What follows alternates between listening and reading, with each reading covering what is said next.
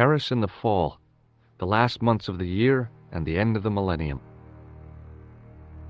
The city holds many memories for me, of cafes, of music, of love, and of death.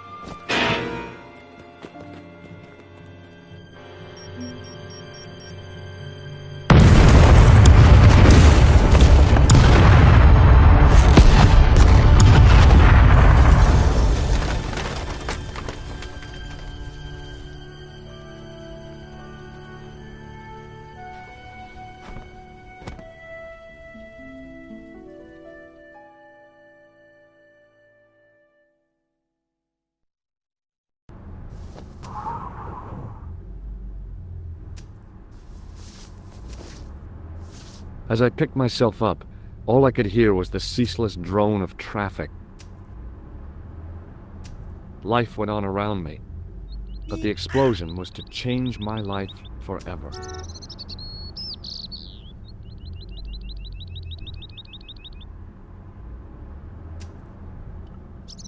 The umbrella had protected me from the bomb blast, but it was of no use to me now. I contemplated crawling under the umbrella and pretending none of this had ever happened.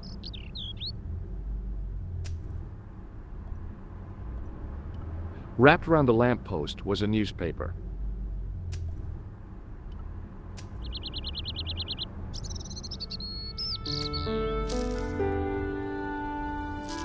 The leading article referred to the visit of a Nobel Prize winner from some unpronounceable Eastern European state. That was the only news story. The rest was rumor, gossip, and sensationalism. Then I noticed the writing at the foot of the page. It read Salah ad-Din, 1345.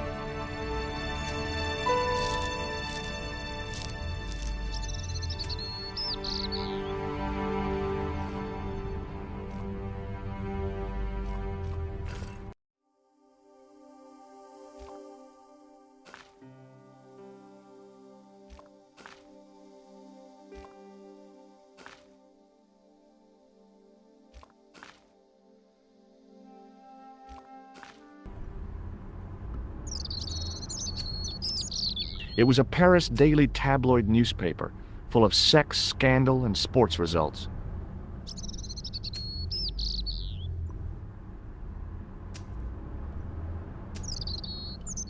It was an iron lamppost. I considered climbing the lamppost, but it wasn't going to shed any light on the affair.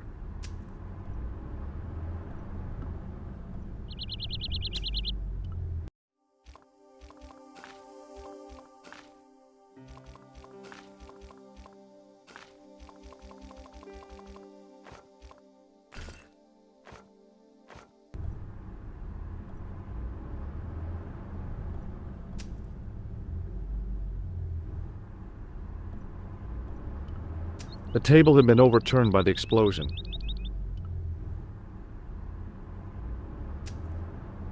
I considered straightening the table, but I figured it best not to disturb the evidence. The table had been overturned by the explosion.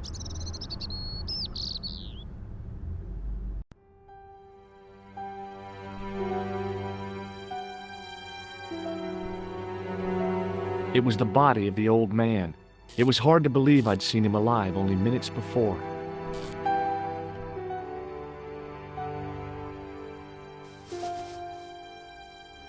I tried not to meet his stare as I searched the dead man's pockets. No wallet, no papers, no credit cards. The guy's past was a blank page.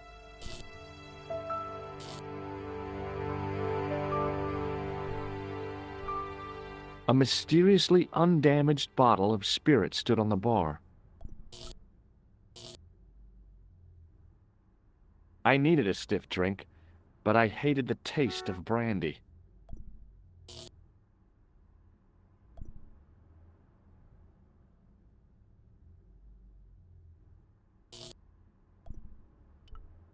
The pretty young waitress was unconscious.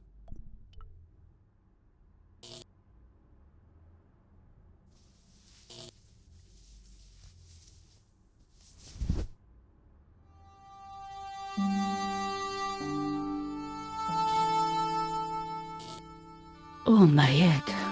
Never again. How much vodka did I drink? Oh, no, don't tell me. What is your name, Sherry? George Stobart, ma'am. Oh, American. She asked the question quite innocently, but I could sense her reserve. It was something which seemed to afflict all Europeans. You look like you could use a little help. I could use a little drink. I feel sick, dizzy, and bruised. I don't even remember the party. Just relax and take it easy. You've been knocked out. You don't say. What happened? There's been an explosion. You should try not to move. Are you a doctor?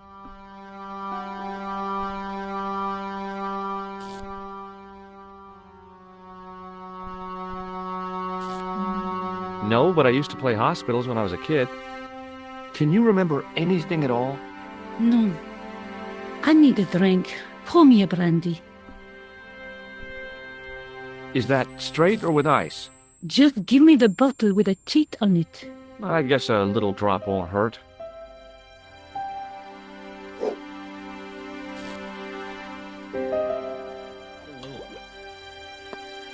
Ah, that's better. She knocked back the brandy as if it was water. I was glad I wasn't picking up the check. What about your man? Is he dead? Yes, he is. Ah, mon Dieu. I've never seen a real-life corpse before. Except for Grandmaman. That was different. She was family. Has he gone stiff? I shouldn't think so. He's only been dead a few minutes.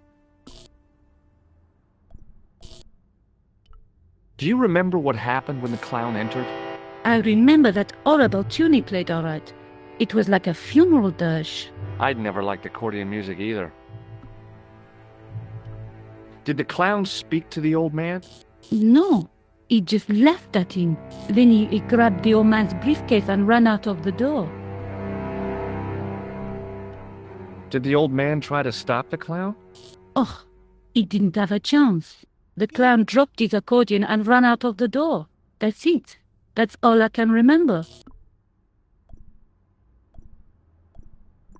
Did this newspaper belong to the old gentleman? I don't know. Someone has scribbled a note on it. It reads, Salah ed-Din, 1345. Does that mean anything to you? No, monsieur, nothing. About this newspaper. I told you, it means nothing to me. Did you know the old man? No, monsieur. I never saw him before.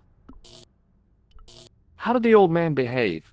Well, agitated. He kept looking about him at the door, at his watch.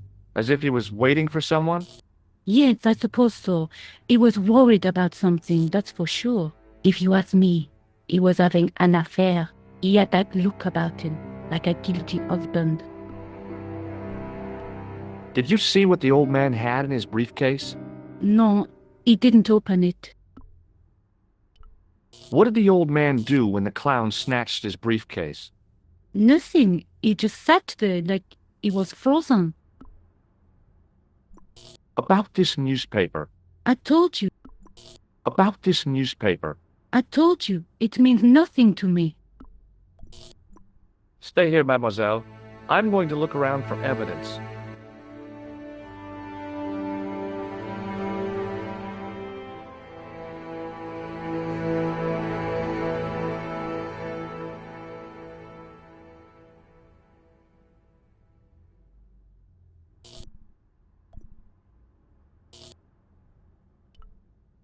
The sight of the dead guy's staring eyes turned my knees to jelly.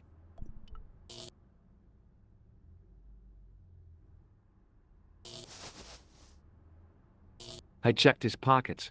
Nothing.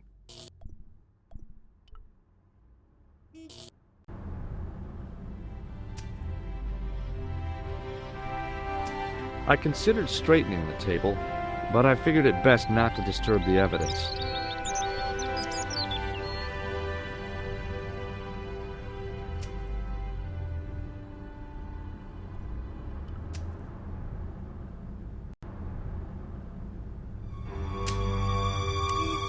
Please, hold it right there.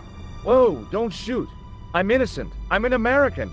Can't make up your mind, eh? I demand to see the American consul. Drop your weapons and get down on the ground.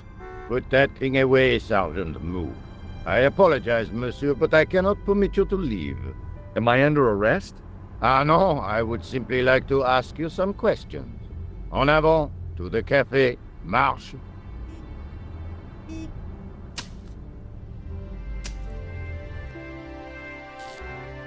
What a mess.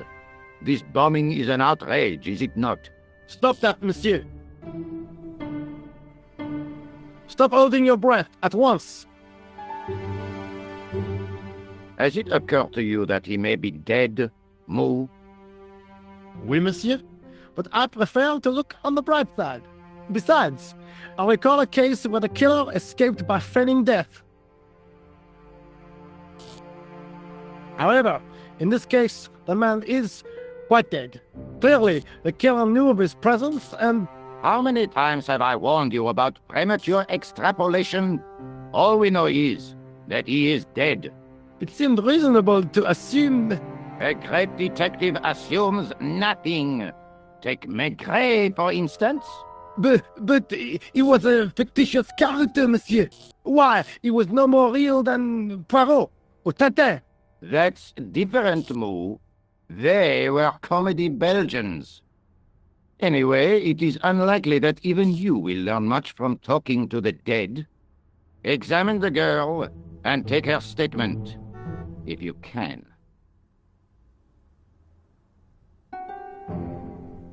I doubt if she is in a fit state for questioning, monsieur. It smells to me as if she has been drinking. As I feared, we have stumbled upon a den of iniquity, Moo. Leave her to me, sir. I am used to handling drunken women. I do not doubt that for one moment. Et maintenant, to business.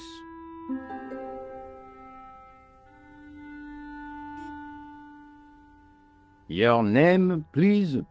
George Stobart. I'm from California.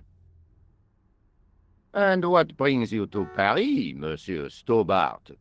Travel. I'm touring Europe. You chose well. The city is most beautiful at this time of year, no? Yeah, I guess so, apart from the bomb blasts. Were you in the vicinity of the cafe at the time of the explosion?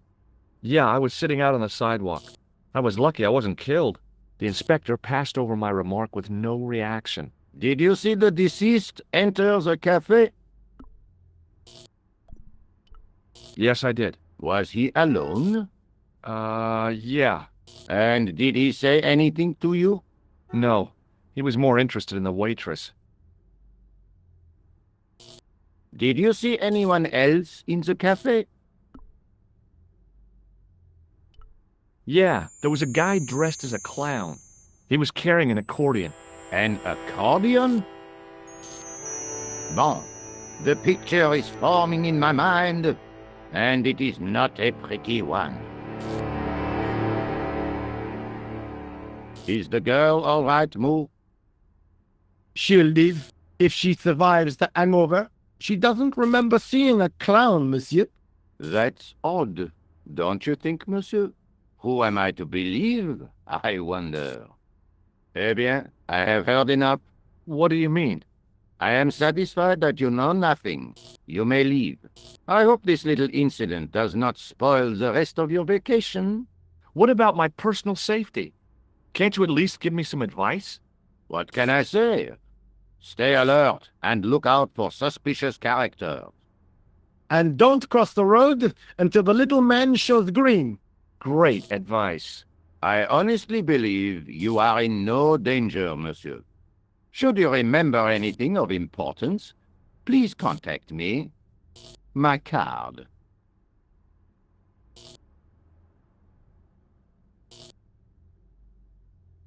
Thanks. That is all. You may go. There's not much to go on, monsieur. On the surface, no. But what lurks inside the subconscious? If the door can only be opened. Are you serious, monsieur? I thought your interest in psychic detection was purely academic. Academic? You are about to witness a scientific breakthrough.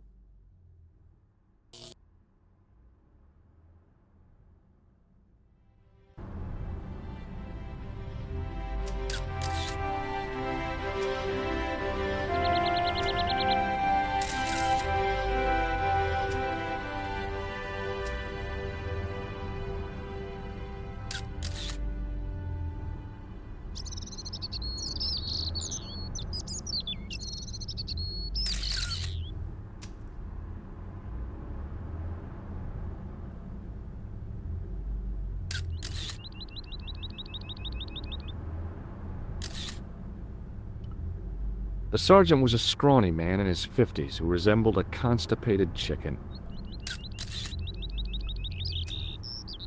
Excuse me, Sergeant. You heard the inspector. Go on, monsieur. Did you find the victim's briefcase yet? No, sir. The inspector gave me specific instructions to guard this door. Until he countermands these orders or backup arrives, here I stay.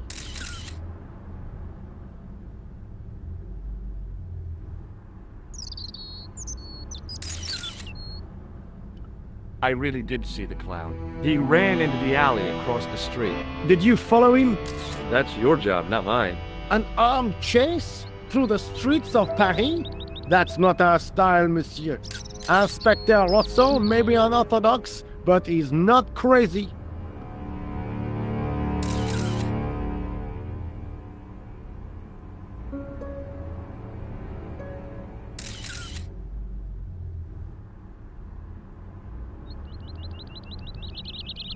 How did you and Rosso arrive at the scene of the explosion so quickly? You arrived within minutes. Was it a tip-off? Inspector Rousseau's sources are a perpetual mystery to me, monsieur. There are some who say he has made a pact with the devil. And what do you think? I think he is the devil. What is Rosso doing with that girl? He is giving her the once-over, as you Americans say. Huh? Once he gets his teeth into a case, nothing will shake him off. Was he serious about all that psycho-detective stuff? Of course. Inspector Rousseau is a pioneer and a visionary. His revolutionary methods, once perfected, may change the face of law enforcement forever. I can't see it taking off in L.A. I was one of the last people to see the victim alive, Sergeant. Does that worry you? Yes, it does. I feel I owe it to him to find his killer. That is best left to the authorities, monsieur. Did he speak to you? Tell you anything? No, he just grinned and nodded. Don't let it trouble you, monsieur. Go home and try to forget. I found this in the street, Sergeant. That, monsieur, is a newspaper, no? There's a note written on it. Salah Eddin, 1345. Ah, so the meeting with the clown was planned. How do you make that out? The time of the explosion was between 1:30 and 2 o'clock, n'est-ce pas? I guess so. But what about the name? Aha! That stumped you, hasn't it? I have never been stumped, as you put it, in my life, monsieur. It is the name assumed by the clown, no? Salah Eddin the clown? I don't think so. Did I show you this newspaper? Yes, monsieur. Look, Sergeant, the inspector gave me his card. Yes, monsieur. He wants you to advise him if you have any information concerning this case. Well, I'd be glad to talk with him, but I don't want him working his psycho weirdness on me. Ah, no, monsieur. You are confusing the science of parapsychology with witchcraft. Oh, yeah? What's the difference? We don't do sacrifices.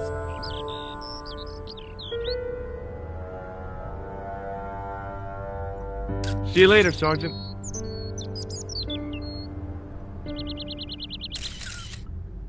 The girl presented a confident but sullen mask to the world, an expression more suited to the face of a delinquent youth. Excuse me, mademoiselle? Hi, my name's George Stobart. Oh, an American by the sound of it. Yeah, that's right, on holiday in Paris. Some holiday, huh? You were here when the bomb went off? Sure was. Sat right out front of the cafe. Did you notice a middle-aged man, maybe 60, with an hat and overcoat? I couldn't believe it. She hadn't even asked how I was feeling. Yeah, he went inside just before the bomb exploded. You weren't related to him, were you? Oh no, nothing like that. I am Nicole Collard from La Liberté. Well, what's that, some kind of nightclub? No, it is a newspaper. You're a reporter? I'm a freelance photojournalist. Say, you can interview me about the bombing. You know, an eyewitness account. Minutes after the outrage that shook the whole of Paris. You know, real-life drama, human interest, that kind of stuff. I'll just stick to the facts, thank you. Did you see who planted the bomb? I know it sounds crazy, but he was dressed like a clown. Oh God, it's him again. Do you know a police officer called Rosso? Rosso? Our paths have a knack of crossing. If I didn't know better, I'd say it was deliberate. Have you seen Rosso? Is he here?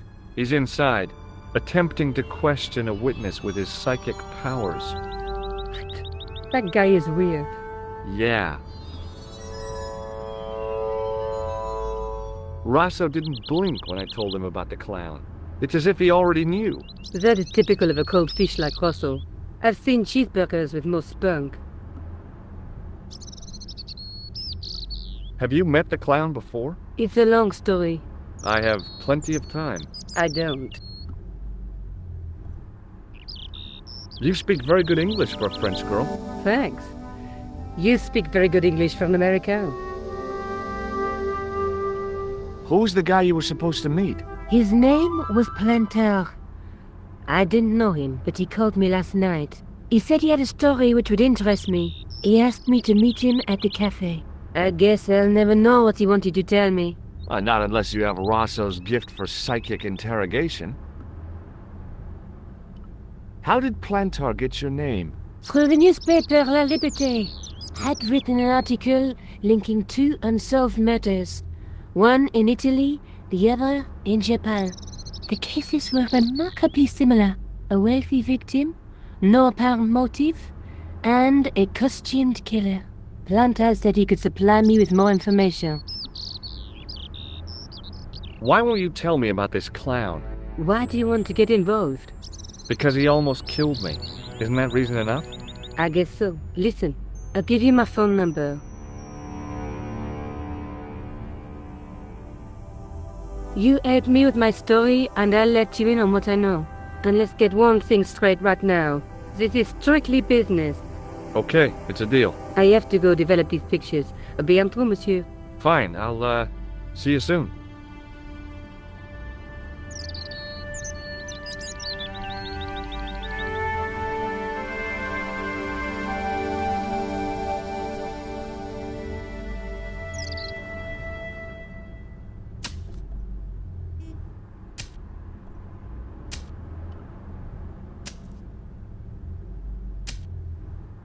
It was a battered metal toolbox. Hey, stop that! Get away from there! What do you think you're doing? I was admiring your toolbox. Are we? Had a good look, have you? I'm warning you, if you touch it, I'll crack your nut. Okay, I get your point.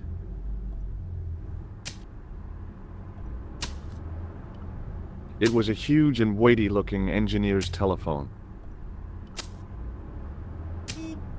Don't touch that phone! Sorry. The muscular workman wore a morose expression, like a silent warning to leave him to get on with his job. Hey, you! I thought you'd been arrested. No, it was a misunderstanding. When he pulled that gun, I thought that was it. Those automatics pack quite a punch, you know? He made a mistake. He thought I was a terrorist. You? A terrorist? Ha! He was only doing his duty, I guess.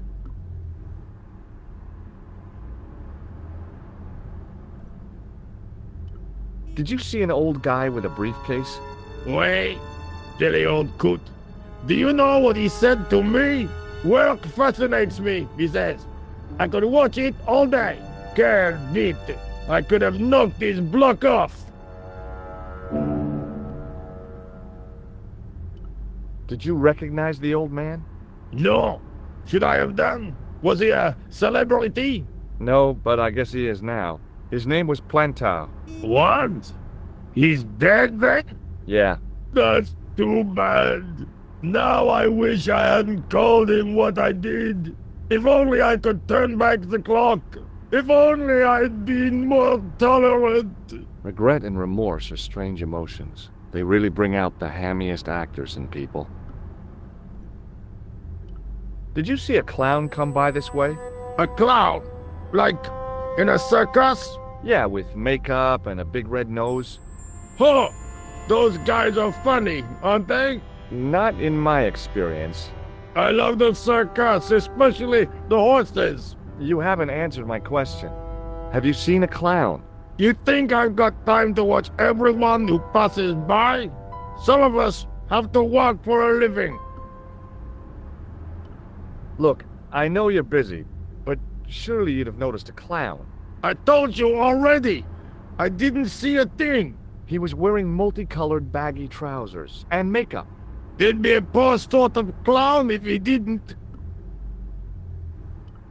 Listen, I have to find that clown. He's a killer. Say, who are you anyhow? A cop? No, of course not.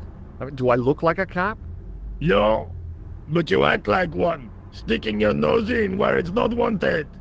How do you know this guy's a killer? Did you see him in action? Didn't you hear the explosion? The cafe was blown up. The clown killed the old man? That's right. Blew him up with a bomb concealed in his squeeze box. Merde. But why did he go to the bother of dressing up like a clown? Who can unravel the tangled logic of a killer's mind? I guess it's some deep-seated psychological need. Or just plain showmanship.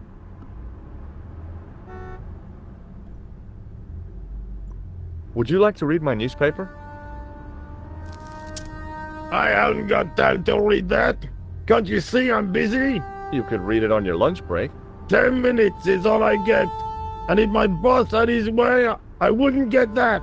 He'd have me on a drip, so I didn't have to stop to eat. Oh, take the newspaper and quit complaining.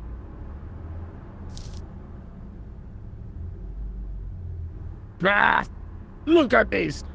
Damn bleeding heart liberals. Yeah, save the dolphins. Catch them and eat them, I say. All that fuss over a bunch of fish. Nah, that's more like it. Look at the size of those.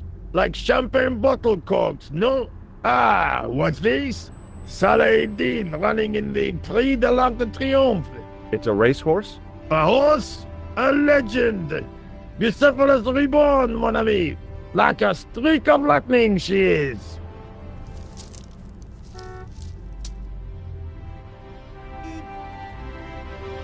Do me a favor, won't you? Keep an eye on my hole. I'm off to put some money on that knife. What about your toolbox? Stop it. Help yourself.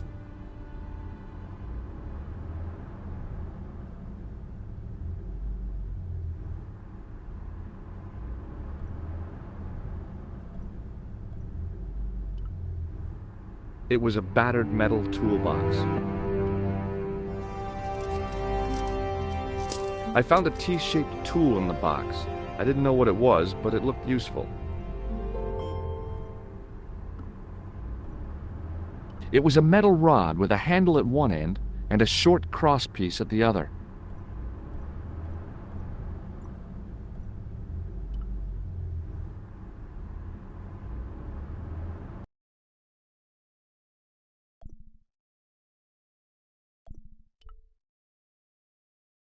Bonjour, Kula. Oh, hi. It's George Stobart, the American at the cafe. Ah, oui.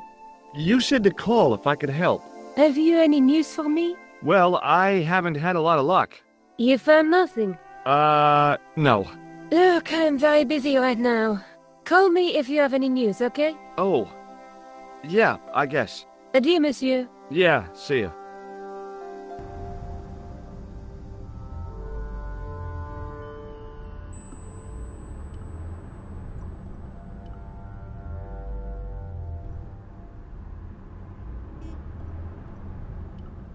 It was a tent made out of plastic sheeting.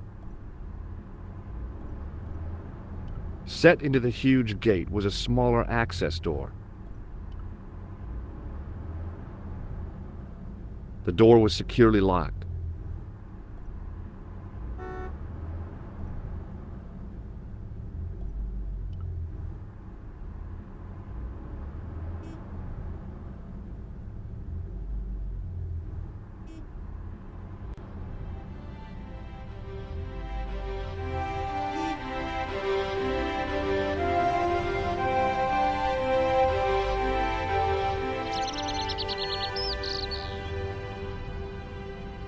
Excuse me, Sergeant. Please go away, monsieur.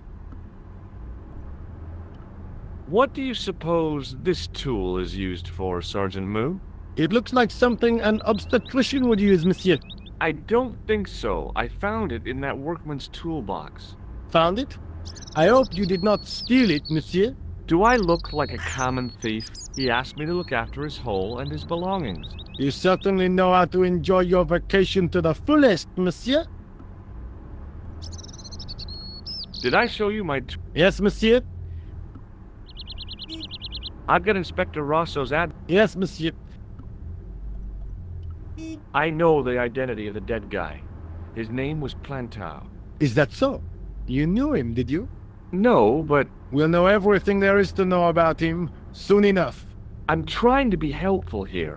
The best way you can help us is to go home, monsieur. See you later, Sergeant.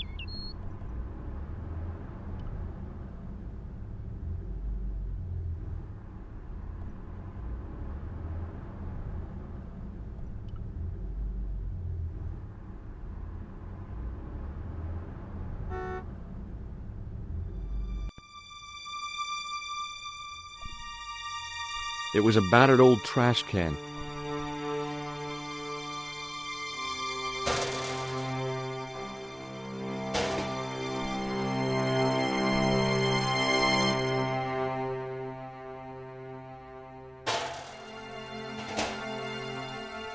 It smelled like someone had dumped a truckload of fish in a locker room on a hot summer afternoon.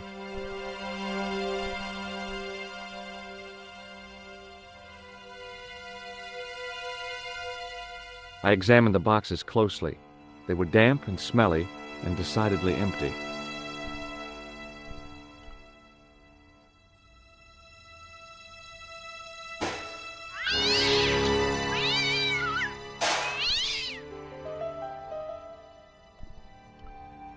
It was a plastic crate. There was nothing of interest.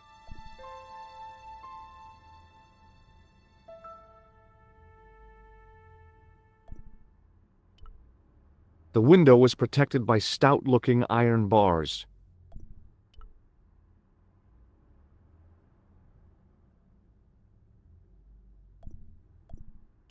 The drainpipe looked as if it would bear my weight. I took a deep breath and prepared to climb the drainpipe.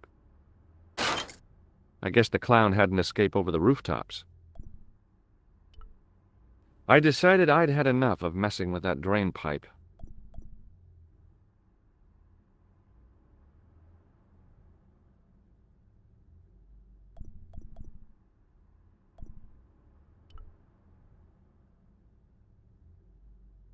It was an iron cover concealing the entrance to a drain or sewer.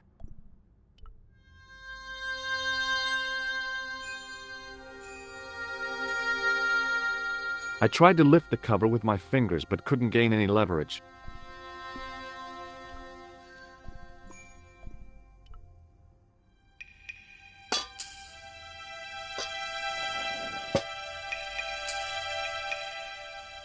I lifted the cover to reveal what smelt like the entrance to a sewer.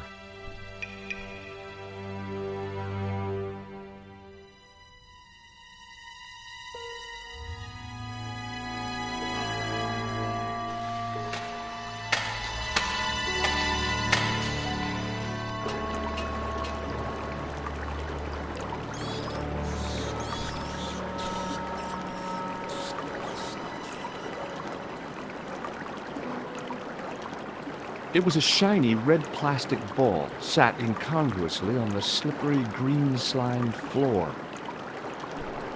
As I picked up the plastic ball, I realized it was intended to be worn.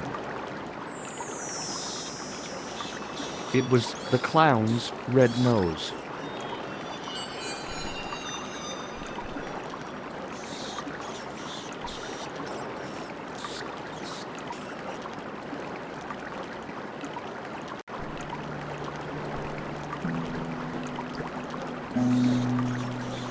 It was a soggy, crumpled paper tissue.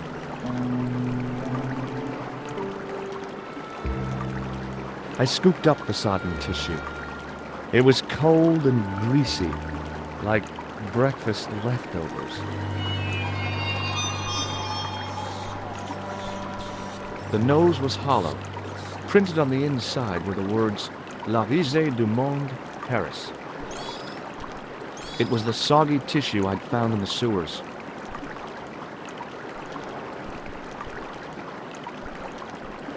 The railing was put there for a simple reason, to stop people getting past. It worked.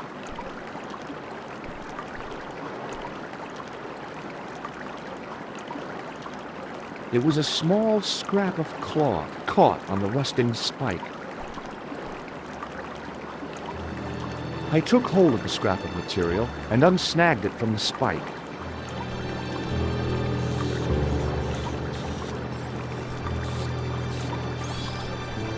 It was the scrap of material I'd found in the sewer.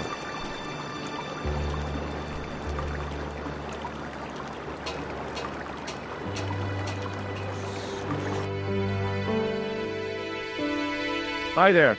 Hold it right there, you sewer rat. I knew you'd come back. And now I've got you. What are you talking about?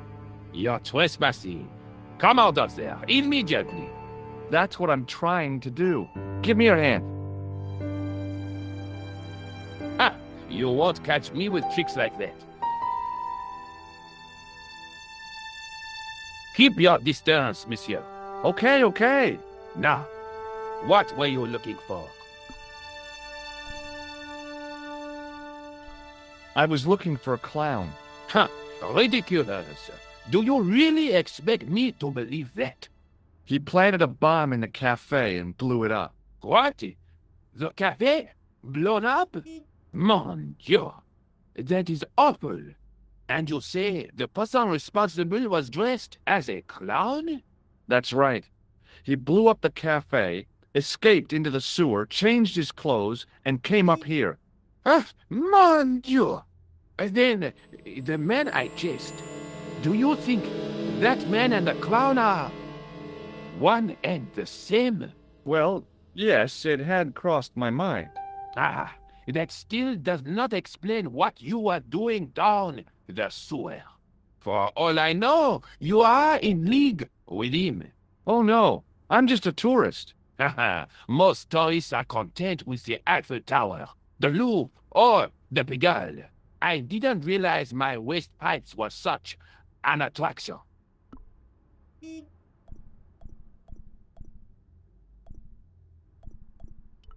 Was the guy you saw carrying a briefcase? Well, I didn't notice. Now are you going to leave, or do I have to call the police?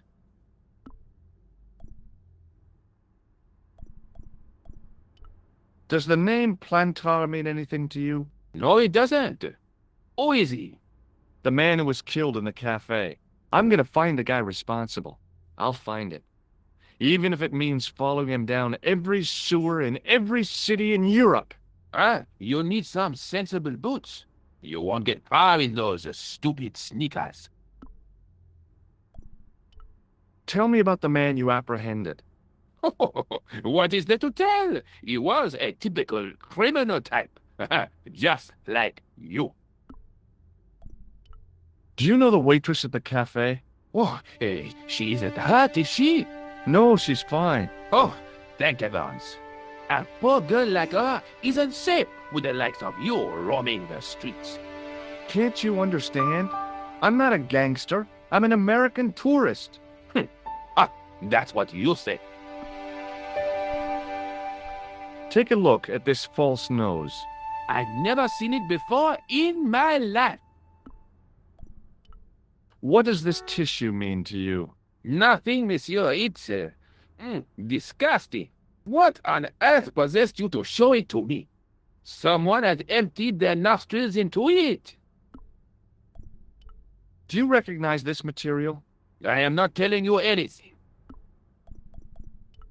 This is what I used to open the manhole cover. Just as I thought. You were up to no good down those sewers, weren't you? One slip and I would have been up to my neck. Perhaps you'd like to take a look at my card?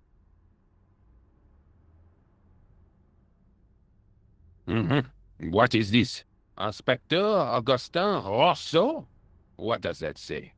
Hominoid Division? Homicide. I think the ink's smudged. Then you are not a tourist. Okay, I'm not. I lied to you, and I'm sorry. Don't apologize, monsieur. You know, I had a feeling there was something different about you. It is your posture, your poise. Oh, yes. There is no mistaking the bearing of a disciplined man. And I should know. I was in the army, you know. When I was your age, I was fighting for my life in the African desert. How can I help you, Inspector? Let's start over from the beginning and tell it just like it was.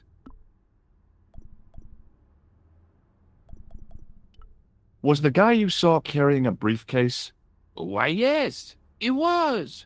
Clutched in his arms like a baby. That belonged to his victim. Oh, what do you think was in it? Drugs? Stolen jewels? I don't know, but the killer thought it was worth a man's life. Nothing is worth that, monsieur. Tell me about the man you apprehended. He was a mean one, monsieur. He grabbed me in an armlock. His face suddenly next to mine. His grip was like iron, but he did not know what he was up against. Oh no, he made a big mistake when he took on one of the desert hyenas. Yes, I get the picture. Does the name Plantar mean anything to you? No, it doesn't. Do you know the waitress at the cafe?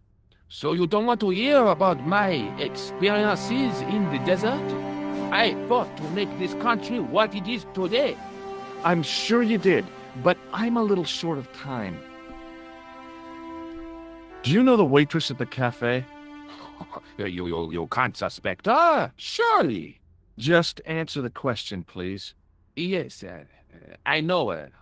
Quite well, you could say. She came to work at the cafe 6, 7 months ago. I look forward all week to the relief she gives me when she visits.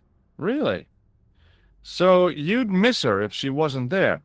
Oh, ben oui. Who else would I find to cut my toenails? Did I show you my tool? Ah, oui, monsieur. Just like mine, except that it is much smaller. Take a look at this false nose. Aha! That looks like a clown's nose to me. Precisely. He must have dropped it in his panic. Unless he wanted you to find it. Why would he want to do that? To put you off the scent. Did I show you this tissue? Oui, monsieur. Does this piece of material mean anything to you? Ah, that is the same cloth as the jacket I found. I'd recognize that pattern anywhere. Now, about the jacket you found. Do you have it here? No, monsieur. One of the sleeves was badly torn, so I sent it for repair. A pity, because otherwise it was a fine piece of quality tailoring. It had the tailor's name inside on the label. Where did you send the jacket? I gave it to an itinerant Romany seamstress. Just my luck. Was there anything in the jacket pockets? Not a sou. You know what I think? Do tell me. He changed out of the clown suit and cunningly disguised himself as an ordinary person. Looks like I'm up against a mastermind. What was the name on the label? Ah, it was a foreign name. Todrick, I think. Did you get the address? There wasn't one, monsieur. Only a telephone number. Well, I don't expect you to remember a phone number you've only seen once. 74 98 08 59. You're kidding. That's his phone number? Yes, that's it. A little trick with numbers that I learned in the desert. I was taught the technique by a Tuareg shaman. That's incredible. It comes in handy at the supermarket checkout. Do I get a reward? Honesty, monsieur, is its own reward. Then I'm glad I do not rely on honesty to pay the bills. I have to be going. Thanks to your help, the citizens of Paris can sleep a little easier tonight. Vraiment? I was only doing my duty, monsieur. Good luck, Inspector. I hope you catch that killer soon. I'll let you out.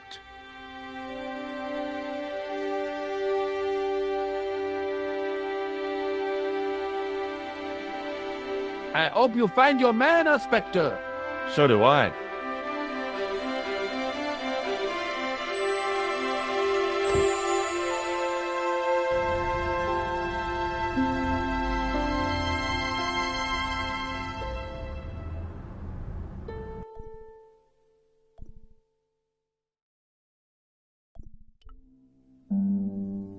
Hello? Who is this? Hi, my name's George Stobart. You don't know me. Correct, Mr. Stobart. I don't. What can I do for you? Well, I'm trying to trace one of your customers. Could I maybe come over and talk to you? No, that's not possible. Oh, okay. Forget it. Listen, all I want is a name. What are you talking about? Who are you working for? I guess you might say I'm acting in the interests of truth and justice. Thank God. I thought you were the police. There are innocent lives at stake, Mr. Todrick. Lives that you could save. You're collecting for charity, yes? No, I'm not. All I want from you is information. Go on. I'm listening. What do you know about the clown who bombed the Café de la Chandelle Verte? I don't have no idea what you're talking about. You're cool, Todrick. But I think you know more than you're saying. I don't know who you be, but sure I am you don't know what you're talking about. I don't know if you're saying that to make me think you don't know what I mean, but, this is ridiculous. Quit playing games with me, Todrick. I tell you, I know nothing about no clown. Do you know a guy called Plantar? No, I never heard of him. Shall I tell you what happened to Plantar? How he was killed in cold blood? I told you, I never heard of Plantar. I expect Plantar's a family man, don't you? In their little apartment, Madame Plantar is cooking the supper, listening for the familiar sound of her husband's key in the door. Junior is waiting for his daddy to come home from work. He can't wait to show him the merit marks he earned in school today. Only tonight, Monsieur Plantar won't be coming home. You forgot the puppy. Huh? The faithful puppy dog, waiting for the sound of his master's voice. Well, maybe they don't have a dog. What do you think? I don't know, Plantar. I never heard of Plantar. None of this has anything to do with me. Did you know that one of your customers was a part-time clown?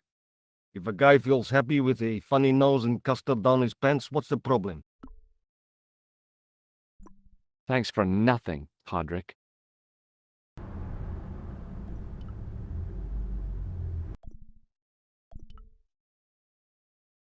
Bonjour, Kula.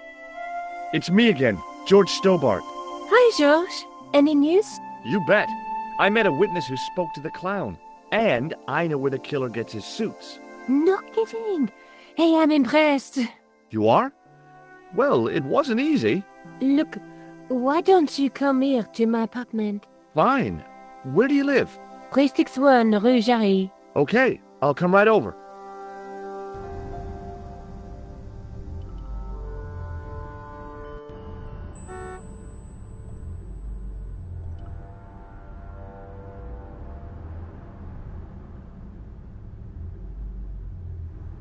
Sergeant Moo? Yes. Did I show you my tool, Sergeant? Yes, monsieur. I found this red nose in the sewer. What were you doing down there? Fishing for clues. That's where the clown went. You still insist you saw a clown, monsieur? Of course. And this novelty nose proves it. It will take more than a plastic proboscis to convince Inspector Rousseau. You don't want this as evidence, then? Certainly not, monsieur. Do you recognize this dirty tissue? No, monsieur, I do not. I found it in the sewer. Perhaps it would be better if you put it back there. No way! This could be an important clue.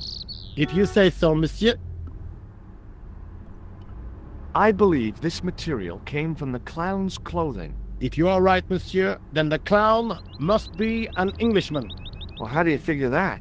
Only the English would wear a suit made from material like that. Don't you like the English? It is not so much a question of liking, rather one of taste. They have none. I've tracked down the clown's movements, Sergeant.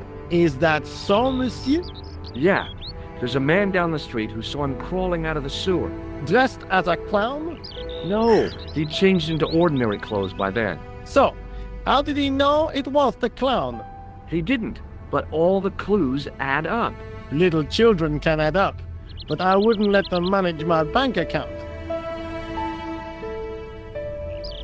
Did I show... Yes, monsieur. Do you Are you... Don't try my... See you later, Sergeant.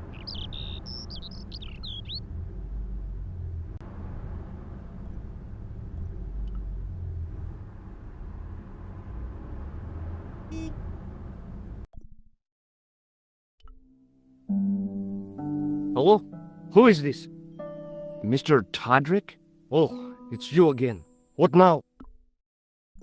Forget it.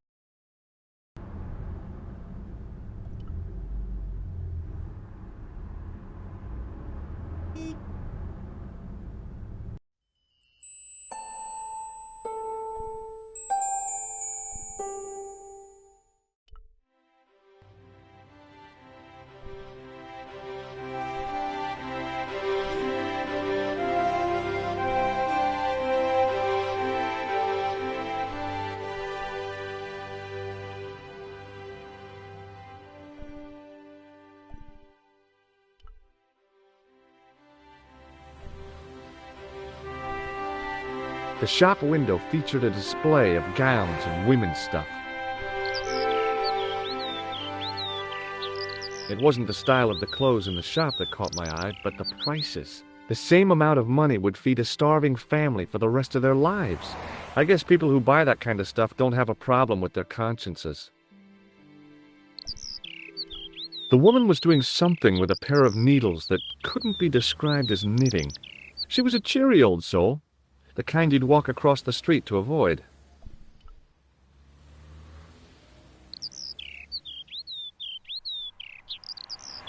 Oh, hi. Bonjour, monsieur. Would you like me to foretell your future? No thanks. I'm very good, and it only takes a minute. Thanks all the same, but I'm not superstitious. Besides, if it only takes a minute, that's not much of a future to look forward to.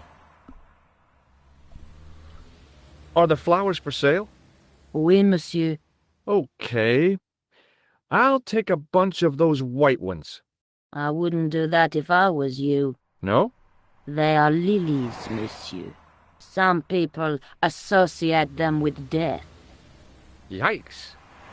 Thanks for telling me. What other flowers do you have? Dahlias? What do they signify? Insecurity. I don't want to give her the wrong idea about me. What about the tall yellow ones? Those are iris, the flame of passion. And the little yellow ones? Sensuality. Well, they're no use to me. I want to make an impression, not jump down her throat. Do you know a young woman called Nicole Collard? Yes, I do. She lives upstairs from me, in the apartment block across the street. The door isn't locked, but you'll need to give it a gentle nudge. It sticks, you see, because of the damp. The landlord said he'd fixed it before winter sets in. He's been saying that for 3 years. How long has Mademoiselle Collard lived here? A few months. She's in for a shock when the cold weather comes. Drafty windows, insufficient heating, it's a struggle to keep warm. The only reason I stay is because the rent is cheap. Your young lady, she deserves better. I thought Mademoiselle Collard was a successful photographer. Not as successful as she makes out for all her fine clothes. Oh, I've heard her crying herself to sleep at night. That's awful. Now don't you let on that I've told you. She's proud, that one. Too proud, if you ask me. I've changed my mind. Will you tell my fortune? You're going on a long journey. My, oh my. What a surprise. Can you tell me anything I don't already know? 10 francs, please, my dear. 10 francs? That's a ripoff. Please yourself. How does this fortune-telling routine work? If I knew that, I wouldn't be selling flowers for a living. Haven't you ever wondered why you were blessed with the gift? Well, it's a bit like satellite television, I suppose. Some of us are born with a built-in receiver dish. I just happen to be one of the lucky ones. Can you really foretell the future? Only time will tell, monsieur. The strange thing is, I can't seem to see myself in the future. Other people, I have no problem. But when I try to see what might happen to me, nothing. That must be scary. Maybe. I figure it's a kind of natural safety mechanism. Either that, or I don't have a future. What can you tell me about this material? It's a very expensive piece of cloth, monsieur. What can you tell me about this material? It's a What can you tell me about this tissue? Nothing? Do you recognize this nose? No, monsieur. What do you make of this tool? Is it something a dentist would use? No, it's for raising manhole covers. Formidable. See you later. That's right, monsieur.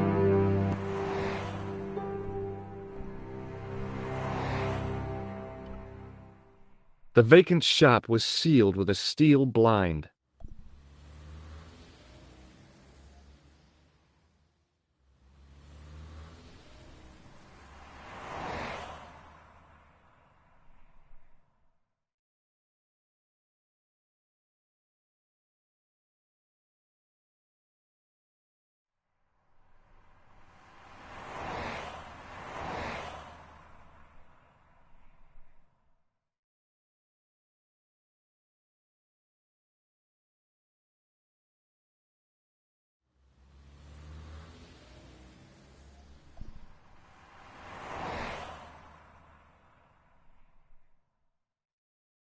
There was no way of lifting the securely locked blind.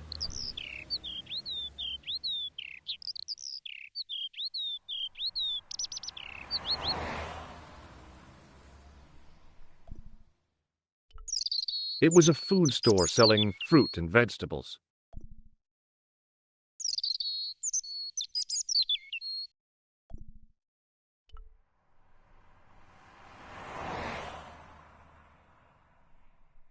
Remembering the flower seller's advice, I pushed the door gently just above the lock.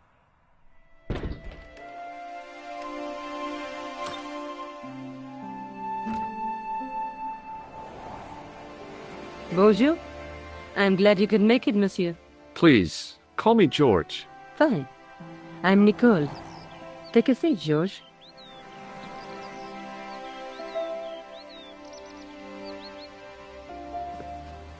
Eh bien? And what have you been up to? I've been exploring the sewers beneath the cafe. I thought I could smell something bad. The clown used the sewer to escape and to change out of his costume. I guess he was in a hurry. He left his jacket behind. And? I got his tailor's phone number. What's more, I know where he hired the clown suit, too. You had better luck than I did. Luck, she said. Luck! Hard work, I'd call it. What happened? I took my photographs to the editor, but he wasn't interested. Can you believe it? He told me to drop his story. But you're not about to do that. Oh, no. I am going to find out what's behind these killings. You know what I think? It's a conspiracy. The police in 3 different countries have kept very quiet about the murders. The press don't connect them at all. They blame them on political, religious, or militant minority extremists. That covers just about everyone.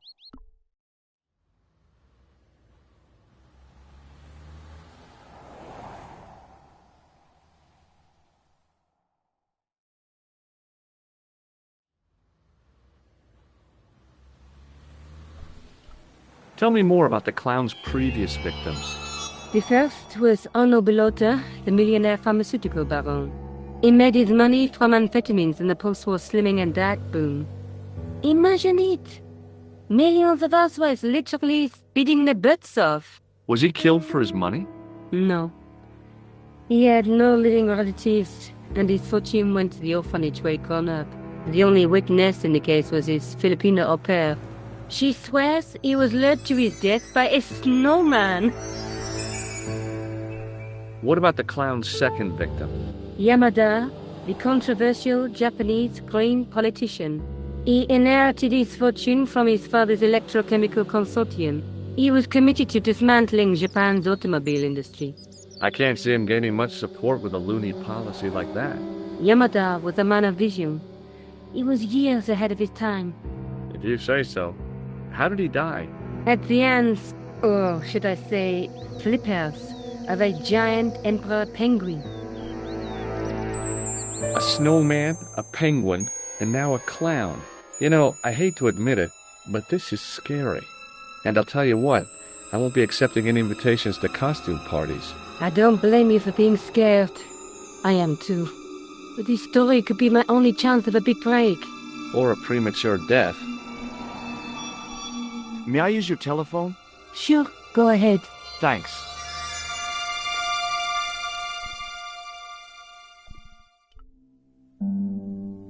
Hello? Who is this? It's George Stobart again. What now? Forget it.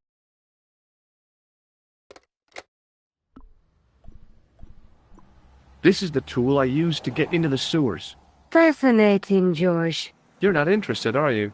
Of course I am. I think it was very brave of you to go down those sewers. Yeah? Well, it was kind of scary, but, well, I had a job to do. I found this false nose in the sewer. It has La Risée du Monde printed inside it. The laughing stock of the world. It's a costume shop near the Gare Saint-Lazare. I'll check it out. Maybe the owner remembers who hired the clown costume. Why don't you put it on, George? No way am I wearing this. I'd look really stupid. Besides, he might have had a cold.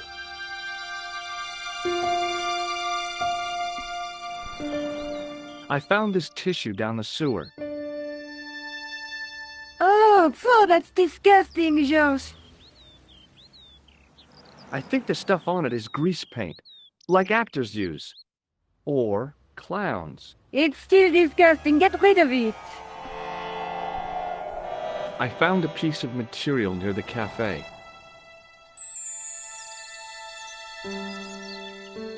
When I showed it to the concierge, he recognized it right away. It's very distinctive, all right. Just wait until you see this. I developed the film I shot at the cafe. Here, George, it's an enlargement I made. Look what that guy's wearing. Checkered pants. The same material as I found in the sewer. That's right. This guy shouldn't be difficult to find. Oh no? Take a close look at his left cheek. A scar. In the shape of a horseshoe. Oh, a crescent moon.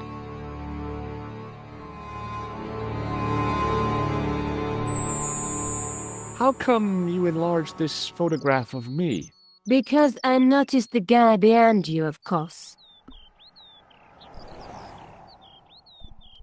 Do you want this photograph back? No, you keep it.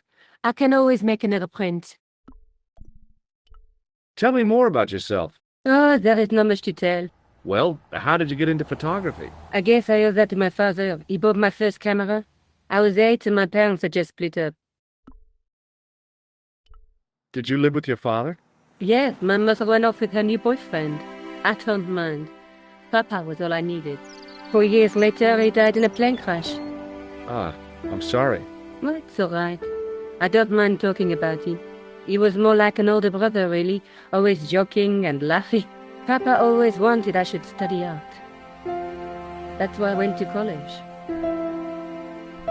Did you learn about photography at college? Oh, God, no. I couldn't afford the materials. We were billed for everything we used, paint, canvas, paper. Most of my year turned to minimalism. It was cheaper. I used to go poaching in the park for squirrel hair. The only time I wasn't hungry was the time I did printing. I used to eat the potatoes. You're making fun of me, aren't you? Oh, no. Do you have a boyfriend? That's none of your business. May I use your telephone? Sure, go ahead. Thanks.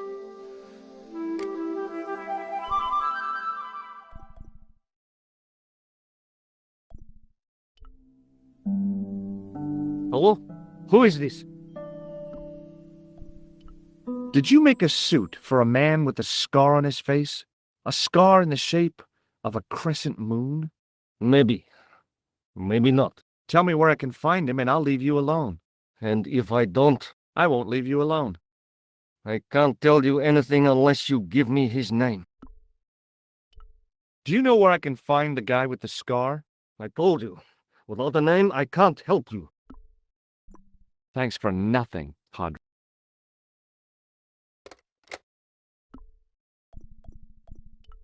Do you want this photograph back? No. Did I show... Yeah? Why don't you... I just might... I'm going back out to search for that clown. Where? Well, I guess I could visit the costume shop. Good idea.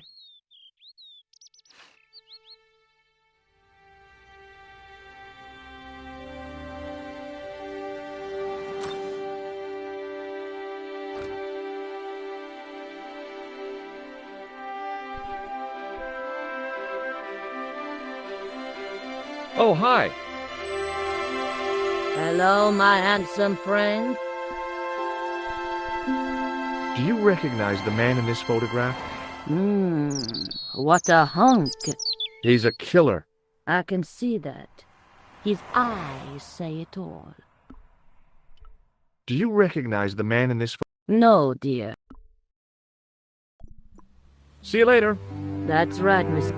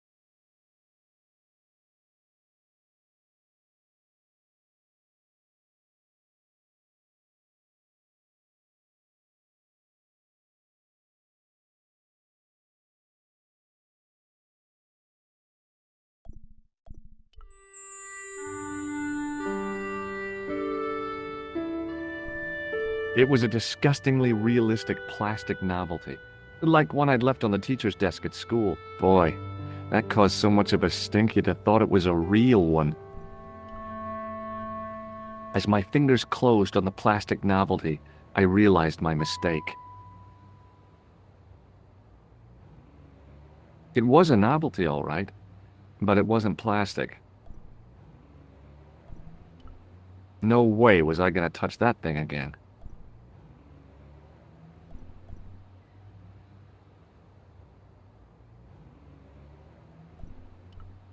It was an antique phonograph, the kind you have to wind by hand.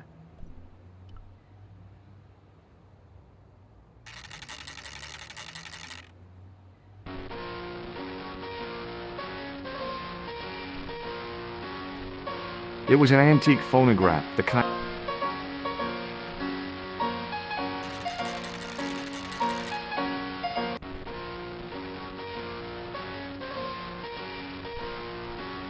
The dummy wore a traditional Puro costume.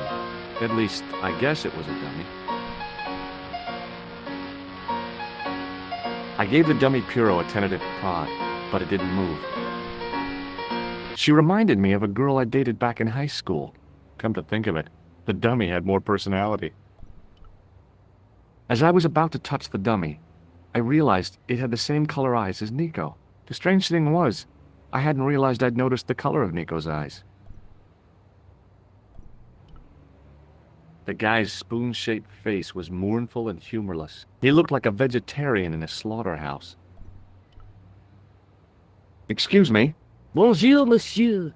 Please, come in. Welcome. Leave the mundane world behind, but in these four walls, fantasy is king. I don't want a costume. Didn't you ever dress up when you were a child? Not that I remember. Incredible! You'll be telling me next that you never shared your elder sister's lingerie. I don't have a sister, and I think I'd look pretty silly in a brassiere. I just need some information. Of course. How can I help you? Do you recognize this man?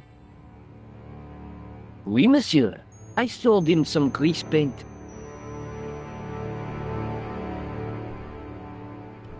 Does this dirty tissue mean anything to you? Let me smell that.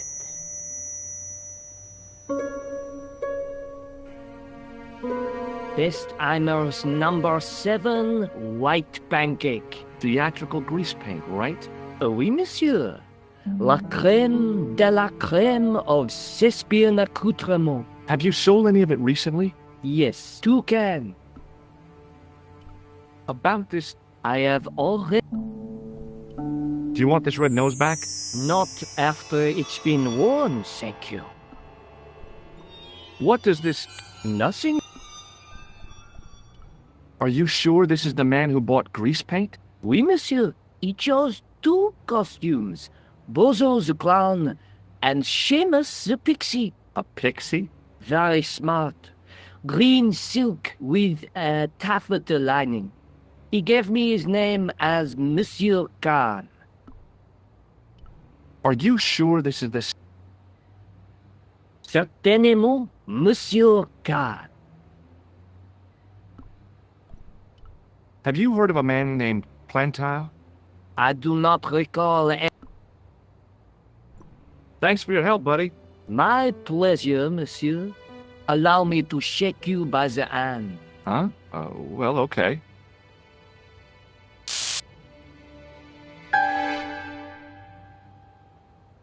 What are you trying to do, kill me? You did not find it amusing? I never saw the funny side of electroshock therapy. Eh bien, it is yours to keep. A gift? Do I need a license? No, but I give you a word of warning, monsieur. What? Remember to switch it off before you visit the toilet.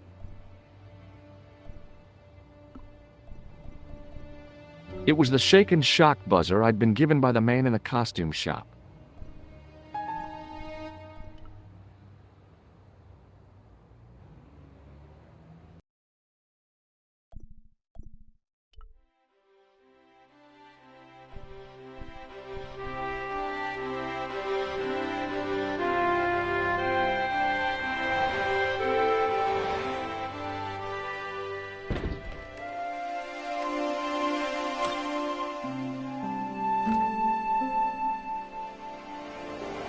Salut, Josh. What news?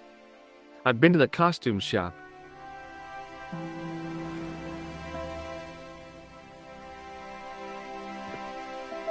Give, I like it. What are you supposed to be? I didn't hire a costume. These are my clothes and you know it. Did you ask about the clown? Yeah. He used the name Khan. He hired 2 costumes, the clown and a pixie. Then we're one jump ahead of him. How do you make that out? He probably plans to use the pixie suit next time he kills. Oh, God, don't let it be me. I don't deserve to die at the hands of a pixie. Don't be silly, George. That won't happen. Oh, no? No, because every time you see a pixie, you're going to run like hell. The guy at the novelty shop gave me this. What is it? A hand buzzer. You put it in your hand and give people electric shocks. Why? It's a gag, a practical joke. If you ever use it on me, I'll break your arm. Okay. I get the picture. What are you doing to help trace the killer clown? Research, George. Yeah? You have a copy of the clown's yearbook? I have a telephone and lots of contacts. Oh, well, did you find anything useful? Not yet. I'm employing my first and most useful weapon. What's that? Patience. Oh, I've heard of that. Isn't it a substitute for decisive thinking? Have you found out any more about the murders? Well, it may be nothing, but both the clown's victims visited Paris earlier this year. When? The second week of July. They were both here at the same time. Did they meet? I don't know, but I can't imagine it was coincidence. May I use your telephone? Sure, go ahead. Thanks.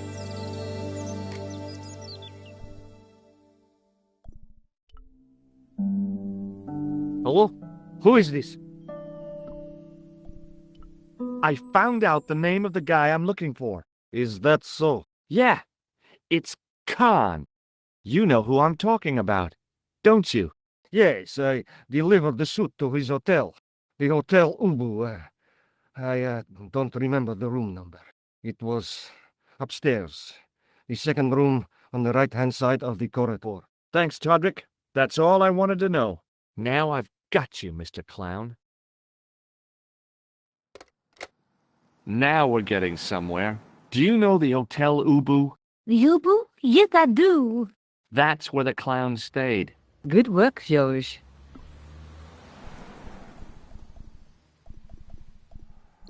See you later. Where are you going now? I could go hang out at the Hotel Ubu. Watch out for Khan, George. Don't worry, I will.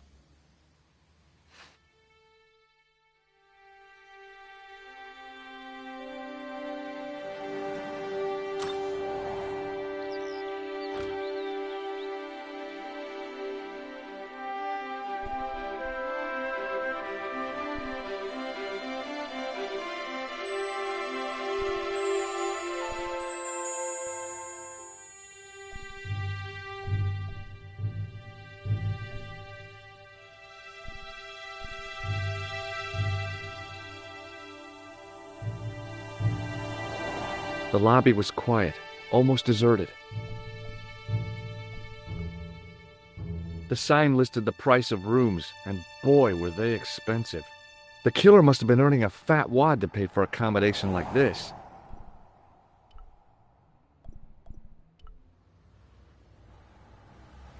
The man looked like an amiable Bigfoot. Excuse me? Yeah? What do these... Have you ever seen this clown's nose before? Nope. Do you recognize the... Ooh, ooh, ooh, I'm gonna have to hurry you. ooh. Time's up, so I'll tell you. It's a used tissue with a liberal dump of Bestheimer's number 12. If you say so. Do you recognize the guy in this photograph? Is this a trick question? No, I simply asked if you recognized him. Okay then. No, I don't. Shake my hand. Nah. Oh, rats. Have you seen a guy dressed as a clown? No, I ain't. Don't tell me I missed him. Oh, that's too bad. I love the clowns, don't you? I've seen daytime television that was funnier. I love it when the little guys get hurt. That figures. Custard pies, hose pipe down the pants, then smack! A plank in the kisser. You ever meet a guy called Plantar? No, I ain't. You missed your chance. If you're quick, you'll catch him at the coroner's. Do you happen to know a guy named Khan? That ain't nobody I know. I'm sorry to be a burden on your brain. See you later. Not if you see me first. The guy looked just like a weasel. Excuse me. Yes? Have you heard of a guy called Plantar? No. That name means nothing to me. I'm looking for a clown. Are you trying to be funny? No, I really am looking for a clown. There are no clowns here except you. Do you know a man by the name of Khan? No, I don't. It's very important I get to see him, and I told you. I don't know it. will you shake my hand? Are you joking? Who knows where it has been? Do you recognize the guy in this photograph? No, I never saw it. What is this tissue? Are you serious? Oh, yes. Take a... You are sick. Have you ever seen this clown's nose before? No, What is this hard labor. Forget it.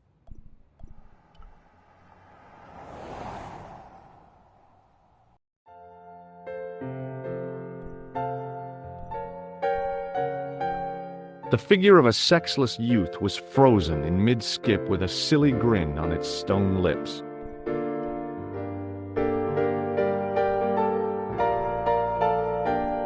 The woman was obviously English.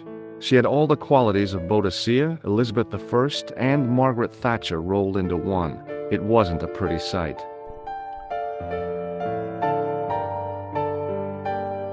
Hi there, ma'am. Well, hello.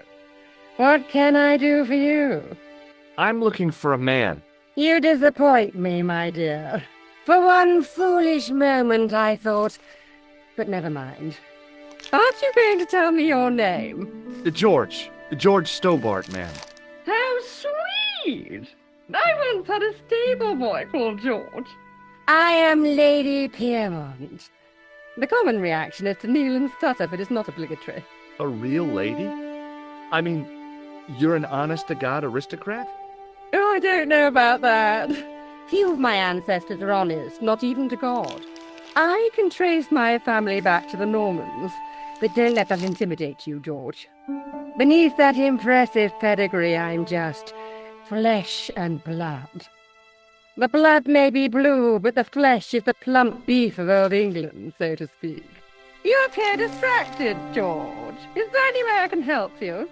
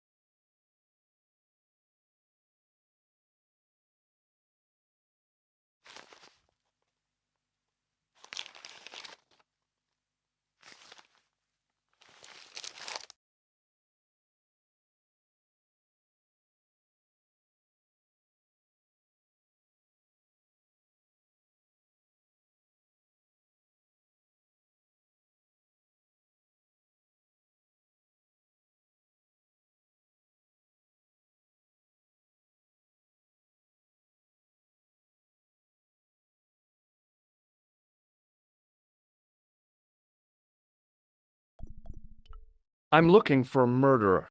Good heavens! You're a private detective. That's correct, ma'am. What's the term you Americans use?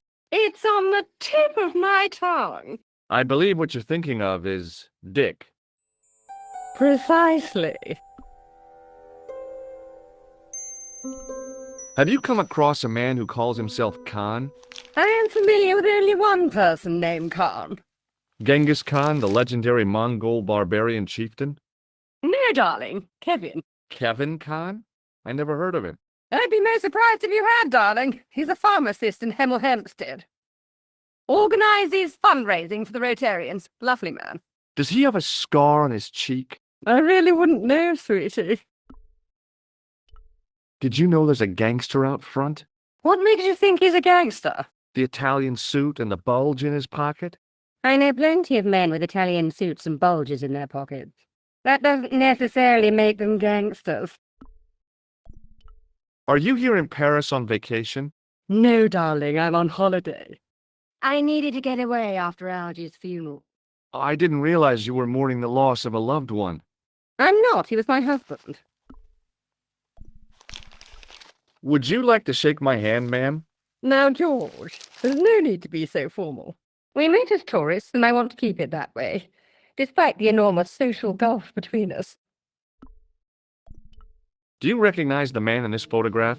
My God, it's him! That's Merlin! She represented everything I loved about the English. The lady was totally deranged. Merlin? You mean King Arthur's wizard? Good heavens, no! Monsieur Merlin is a fellow guest. Did I show you this photograph? Yes, darling. Does this tissue... Good God! I just thought the smell... Please, darling, put it away. Do you know what this is? Oh, yes, I'd say it was a clown's nose. That's right. It was worn as a disguise by a vicious killer. Ah, Mr. Merlin, perchance. That's him. The man you know as Merlin is a fake. What do you mean, sweetie? He's a murderer. He also uses the name Khan. I am shocked, Mr. Stobart. Shaken. I took him to be a gentleman, a man of honor. Do you know, I'd rather like to assist you in stitching him up.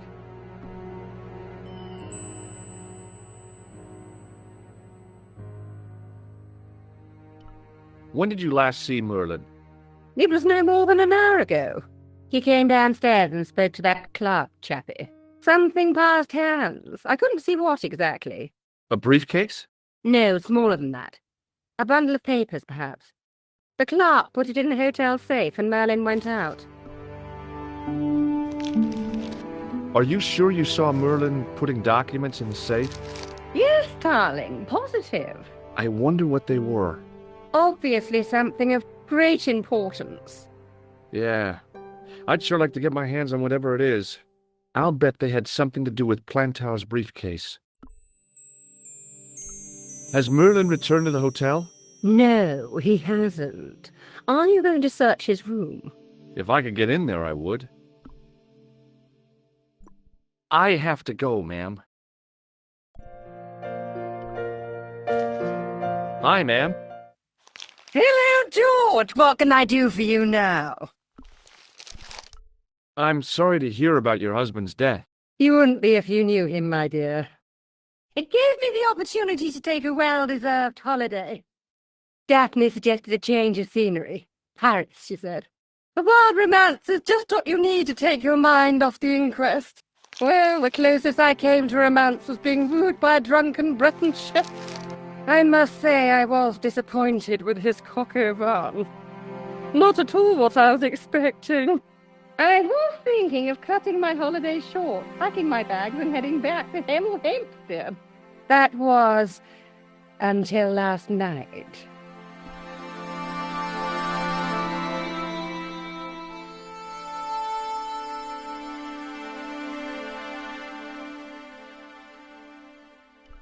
What happened to you last night? I was stricken, Mr. Stobart. Cupid's arrow has cleft my bosom. They couldn't really miss.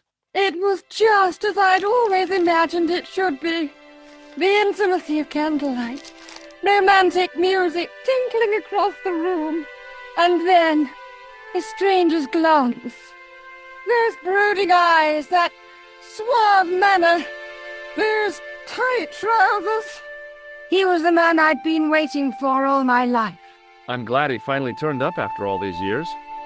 Ah, but it wasn't to be. He was merely toying with my affections. And if I ever catch up with him, he's dead.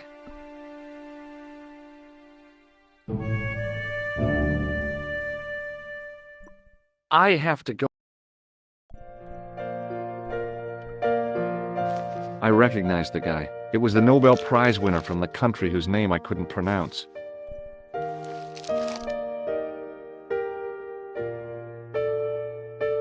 Excuse me, didn't I see your picture in the news?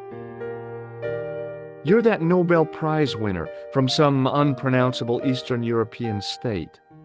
Yes, that is me, in person. I don't want to worry you, but have you had any threats on your life? You know, mysterious phone calls, letters made up of headlines cut from the newspaper. I don't know what you're talking about. Do you know a guy called Plantow? I don't know anybody in Paris. Oh, well, this guy's dead anyhow. Why do you ask me about dead men? I have seen enough of death to last me a lifetime. I'm, sure you have.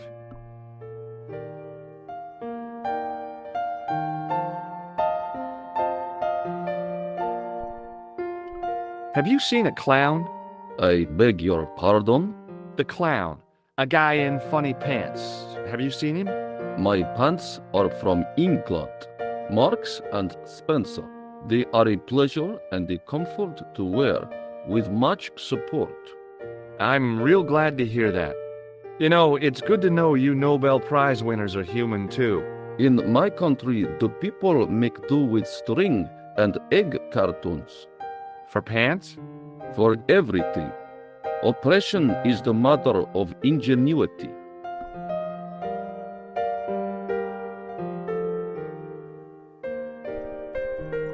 Have you any idea what this tool might be used for? I cannot guess. Would it mean anything if I told you it was for lifting drain covers? Such technology fills me with wonder.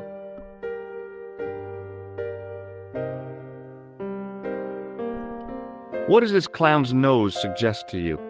In my country, we have no use for clowns. I'm glad to hear it. They were dealt with most severely in the last cultural cleansing. What about the mimes? Did you get them too? All gone. Our streets are mime-free. Sounds like heaven. Does this goo-smeared tissue mean anything to you? No, it doesn't.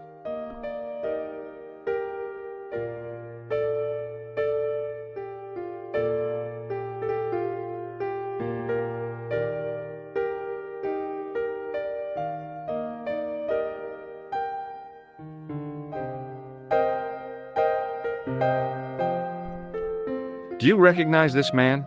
He calls himself Khan. Yes, I know this man. Why do you carry his photograph? I'm a private detective.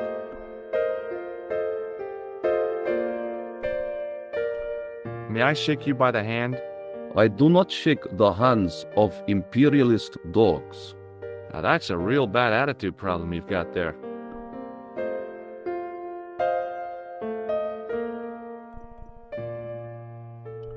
What's your interest in Khan? He is an enemy of my people. You know he's a killer. Of course, amongst other things.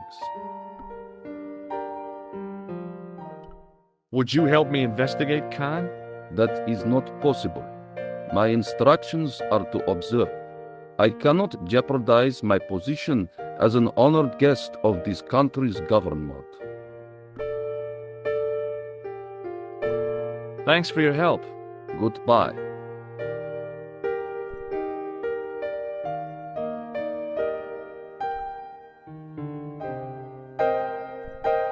Hanging from a brass hook was a key and a plastic tag.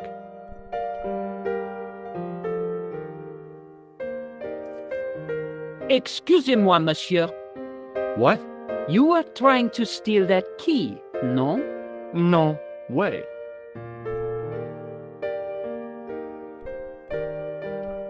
It was the register of guests staying at the hotel. There was no one registered under the name of Khan. If the killer was staying here, he'd used a different pseudonym.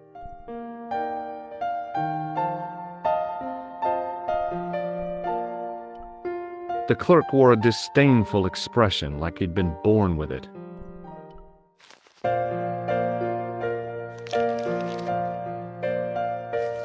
I want some information. Who are you, the police? I'm conducting a private investigation. Ah, I know only too well what you mean. That is one of the drawbacks of the catering business. When people book into an hotel, they leave their morals at home, no? What do you make of this tool? Stunning, monsieur.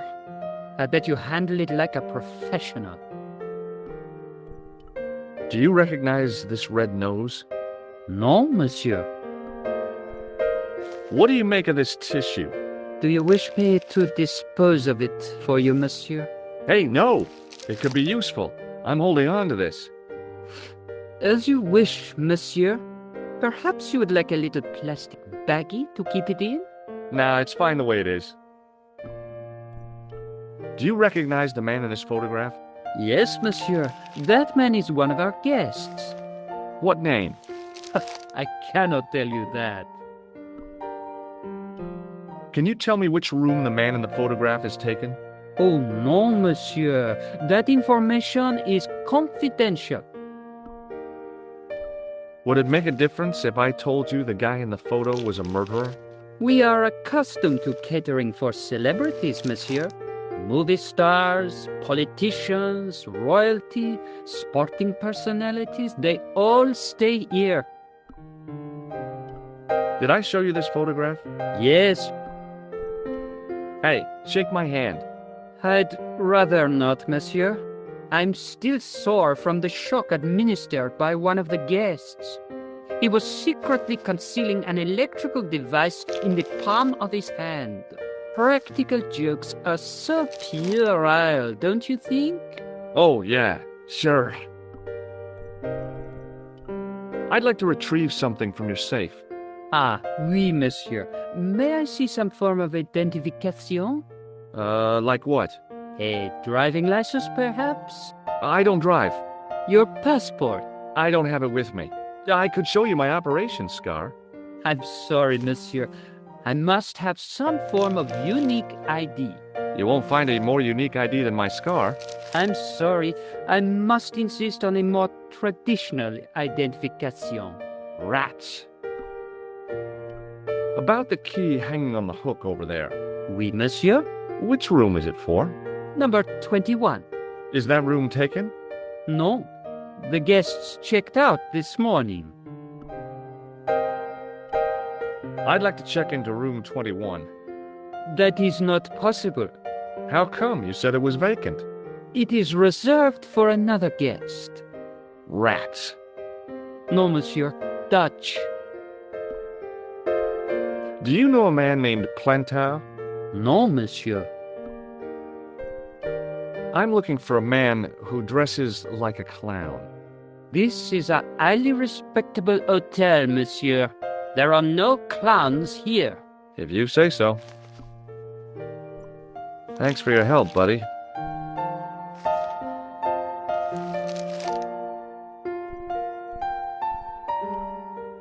In the ornate booth was the most elegant public telephone I'd ever seen.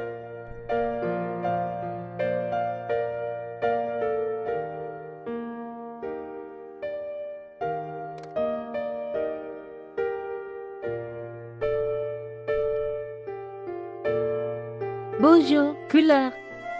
Hi, it's George. I have the address of the killer's hotel. If you're going to pay him a visit, take care. Remember, that guy's a professional. Thanks. I'll be fine.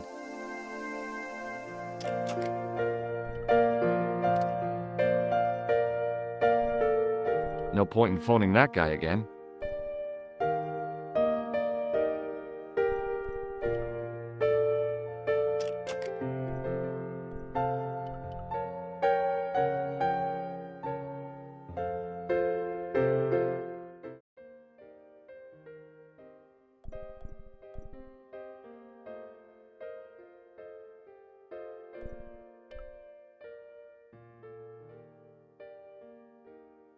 The sign on the door read 22. If the tailor's description was correct, this was the killer's room. The door was locked.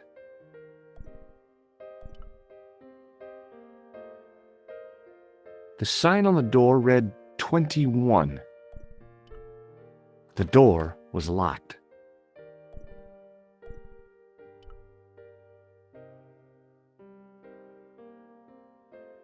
The door was locked.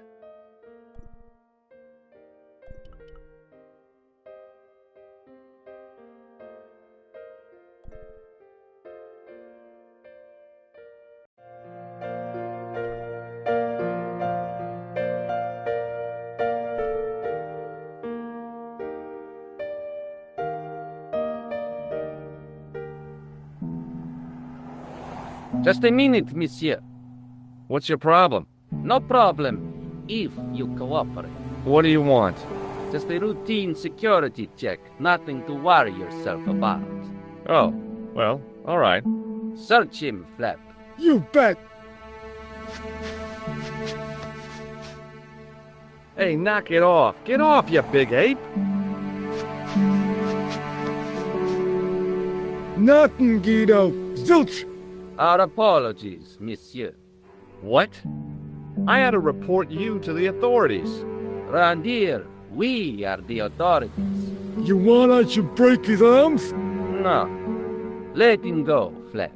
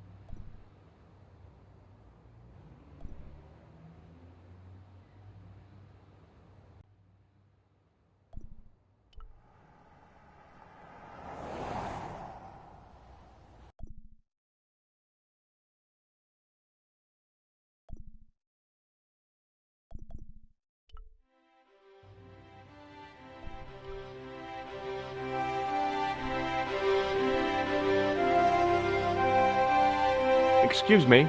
Ah, Monsieur Stobart, n'est-ce pas? That's correct. You remember me. The retention of such data is part of my duty as a gendarme. That is how crime is fought, through attention to detail, not intuition. Yes, sure. I'd like to report an assault. Yes, monsieur? Where is the victim? I'm the victim. I've been harassed by a pair of thugs. I see. And where did this alleged assault take place? Outside the Hotel Ubu. They stopped me as I was leaving and went through my pockets. Could you describe the suspects, monsieur? One looked like a gorilla, and the other looked like a weasel. Their names are Flap and Guido. Bon. I'll get them this time. What are you going to do about Flap and Guido, Sergeant? I'm going to bust them, monsieur. For years I have been hoping to pin something on that pair. Now's my chance. I'll show them. And the inspector. Thanks, Sergeant. Thanks for taking me seriously. I'm only doing my duty, monsieur. Do you know a man named Khan? He's a shifty-looking guy with a scar on his left cheek. No, monsieur. Has this man any connection with the bombing of the cafe? Yes. I believe Khan was the name he used when he hired the clown costume. Is Rosso here? Yes, he is. You wish to speak to him? Not really. Did I show you my tool, Sergeant? Yes, monsieur. Unfortunately... Do you recognize the man in this photograph? No, monsieur. It's the guy who bombed the cafe. The clown. This man looks nothing like a clown? He's taken off his grease paint and costume. Then there is nothing to link this man with the killing. Nothing? Look at those murderous eyes. Hardly likely to get him convicted. Would you like to shake my hand, Sergeant? Not while I'm on duty, monsieur. The gesture could be misconstrued. Is Rosso here? Yes, he is. You wish to speak to him? Yes, I do. One moment, monsieur. Stobart is here to see you, monsieur. Did he say what it was about? No, monsieur. Very well.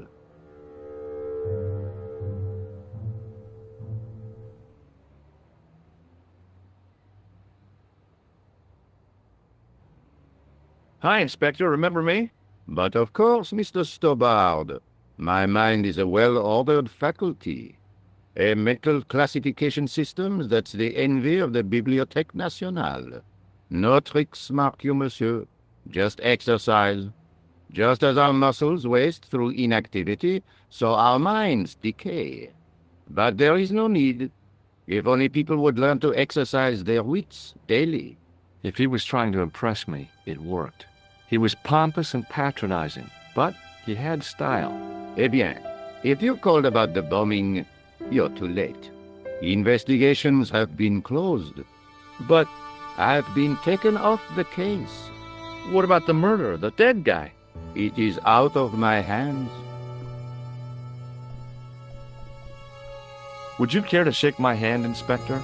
Please don't be offended if I decline your offer, Stobart. The palms of my hands are particularly sensitive. Do you recognize the man in this photograph? No. It's the face of a killer. The man who bombed the cafe? The photograph was taken soon after the explosion. He'd escaped through the sewers, leaving a trail of clues behind him. Circumstantial evidence, Stobart. None of it proves a thing. I found this tissue in the... It would have been better. Did I? Absolutely. Does this red nose mean anything to you? I'd imagine it means you have not given up your pursuit of the clown. You're absolutely right. What do you make of this? It is... What was that psycho-detective business you did in the cafe? It is my theory that the passions evoked in violent crimes create ripples in the ether, invisible to all but the possessor of a highly developed and receptive mind.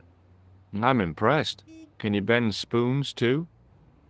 I didn't think a man of your obvious intelligence would stoop to mockery. I'm not mocking. I've had personal experience of the power of the mind. I used to get ignored at parties, until I read a book that changed my life. Really? What was it called? Hypnotism for Fun and Profit. He looked at me as if I'd farted at a funeral. The power of mesmerism is a rare gift, not a party trick. You're not going to try any of that psychic interrogation on me, are you? Do you find the thought of my probing distasteful? Let's just say I'd rather you didn't. I've got more doubts than Doubting Thomas when it comes to mysticism. Too bad. I think you would make an interesting subject under controlled regression. The day I let anyone mess with my mind hasn't dawned yet. Don't you want to know what I found out about the killer? I told you, monsieur, the case is closed. I have washed my hands of the whole affair. Then I'll have to continue my investigations without your help. No. You must forget the business of the clown completely. Go back to being an ordinary tourist, Stobart. Did you find out the ID of the guy who was killed in the explosion? I already knew who he was. I heard that the bomb victim's name was Plantow. Your sources are reliable. He was a big shot at the Treasury, wasn't he? Maybe that's why you've been taken off the case. I'm sorry, monsieur. I cannot comment. So long, Inspector.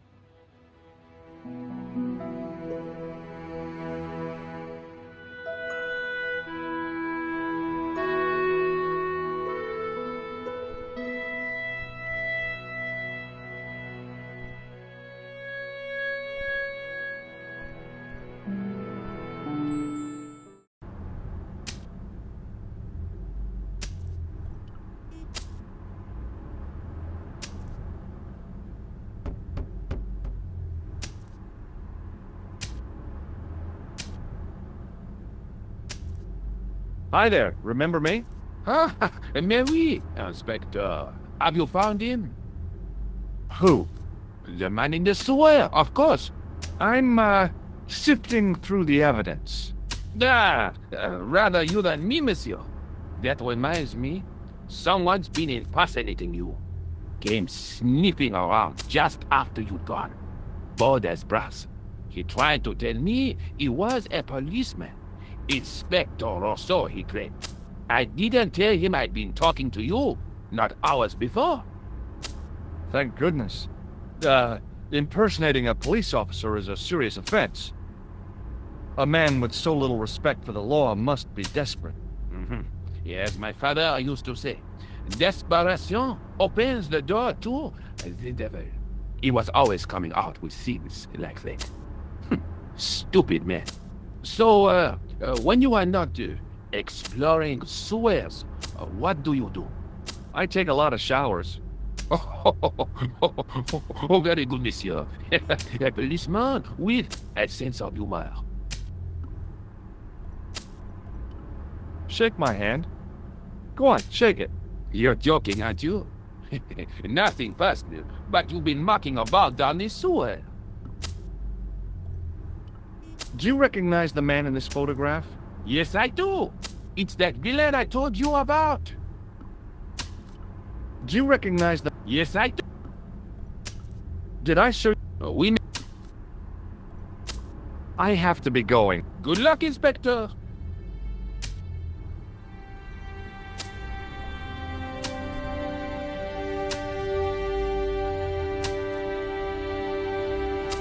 Hi.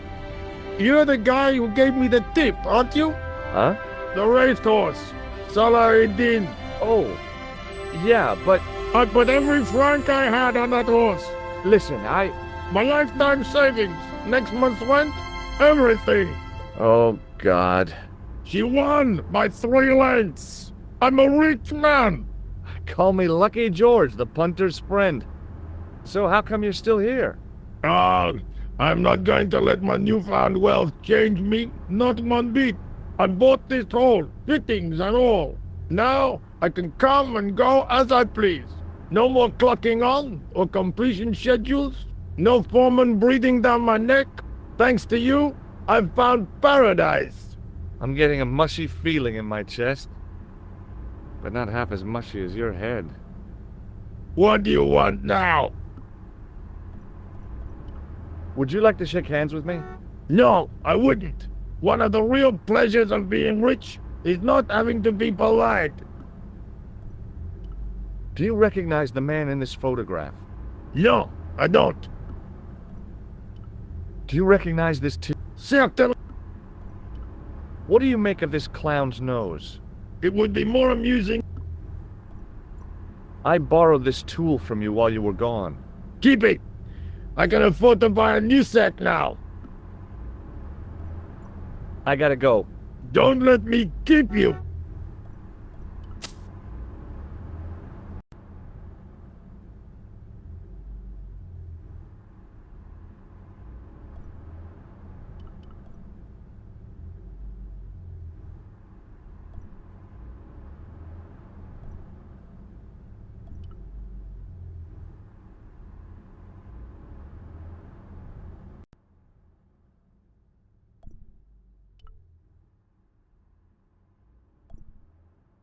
The cover was too heavy and awkward to lift with my bare hands.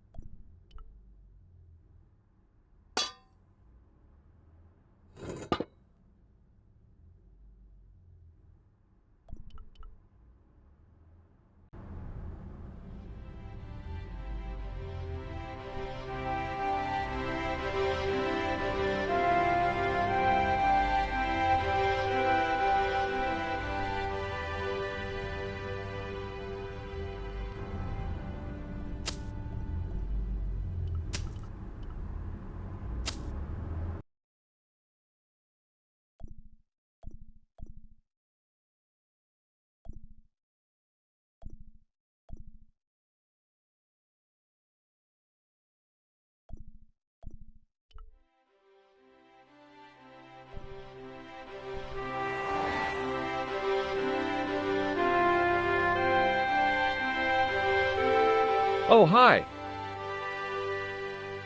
Hello, my handsome friend. Do you reckon... No,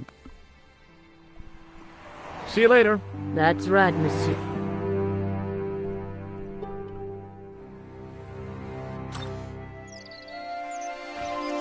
What do you think I should do next?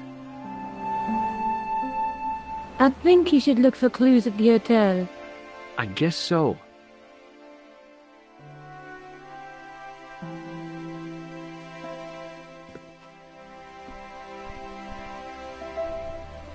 See you later. Where are you going now? I could go back. Whatever those...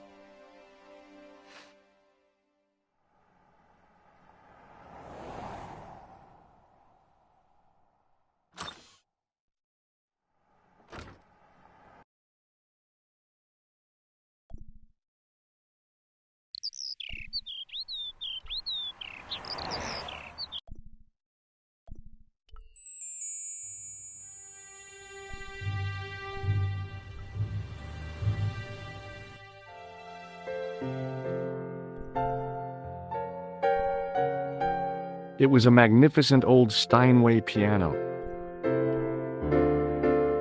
I figured the lady at the keys wouldn't appreciate a duet with a musical illiterate like me.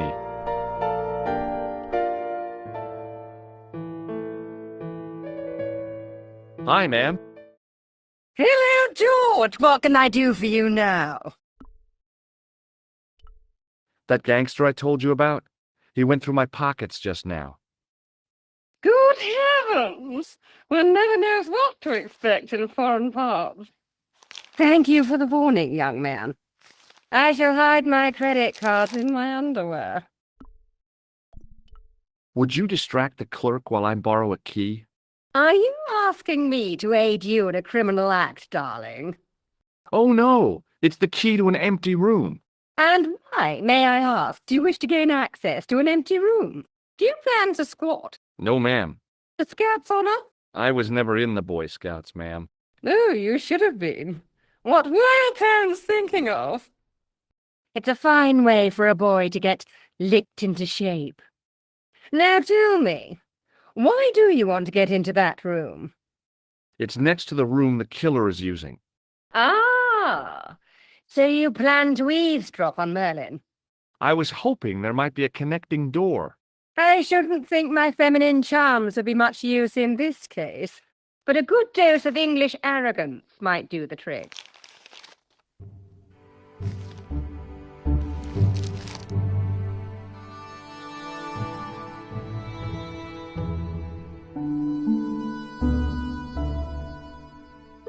I say!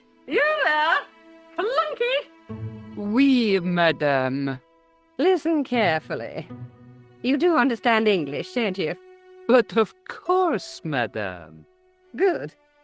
I wish to deposit some jewelry for safekeeping. I understand. Are you quite certain? Oh, bien sûr, madame. Over to you, my dear.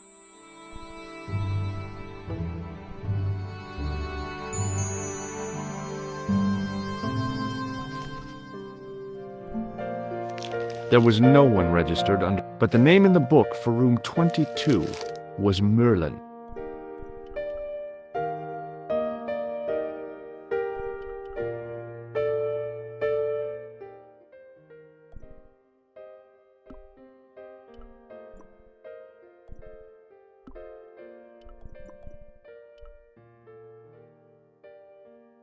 Maybe it wasn't the right room, but this was the right key.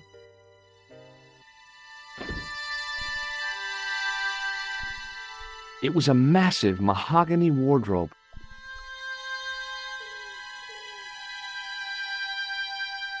There was nothing in the wardrobe apart from a vague, lingering smell of camphor.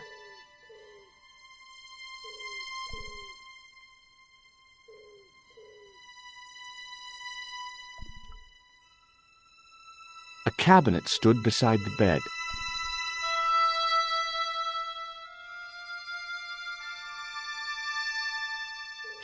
The cabinet was empty, but it smelt of onions. No kidding, it really did.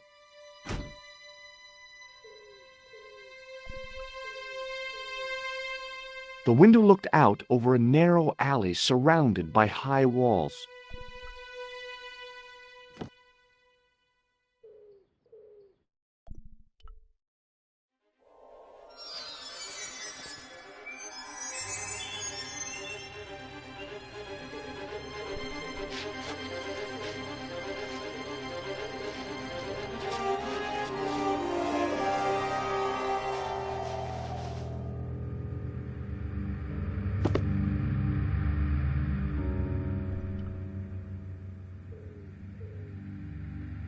The assassin had been too smart to leave incriminating evidence beside his bed.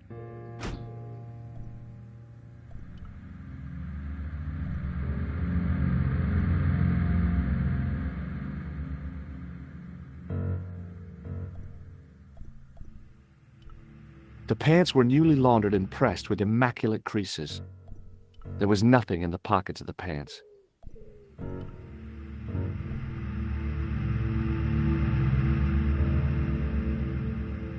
The bed was freshly made, and the crisp white sheets told me nothing about the killer's habits.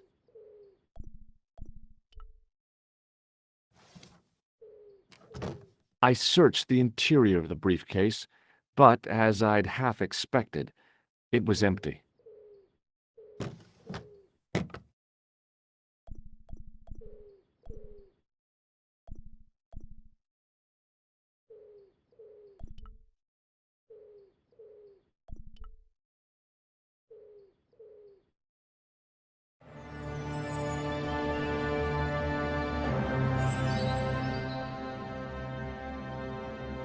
I had the kind of feeling in my stomach that would usually send me running to the bathroom.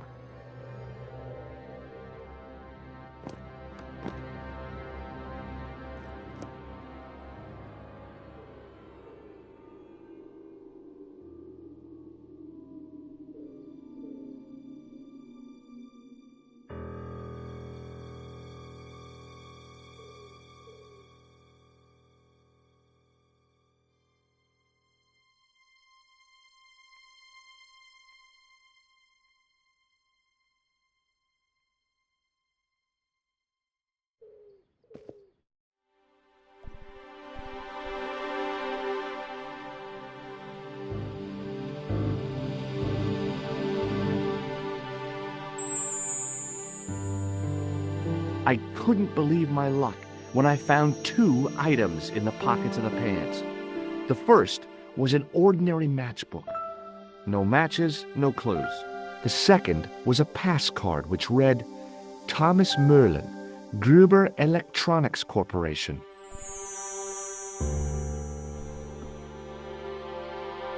The matchbook bore a pattern of swirling color and the words, Club Alamut. It was the card I'd found in the hotel bedroom. It read,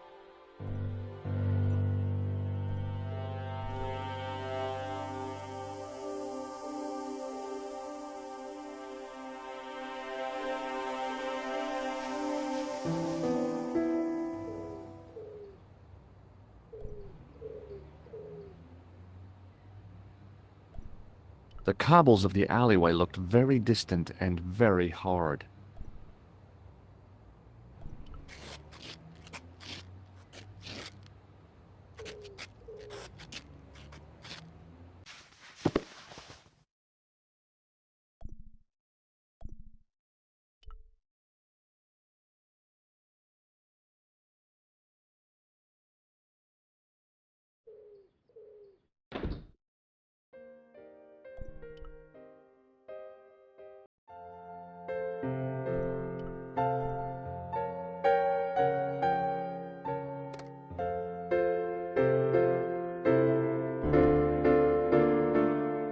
Bonjour, couleur. Hi, it's George. Are you okay? I'm fine.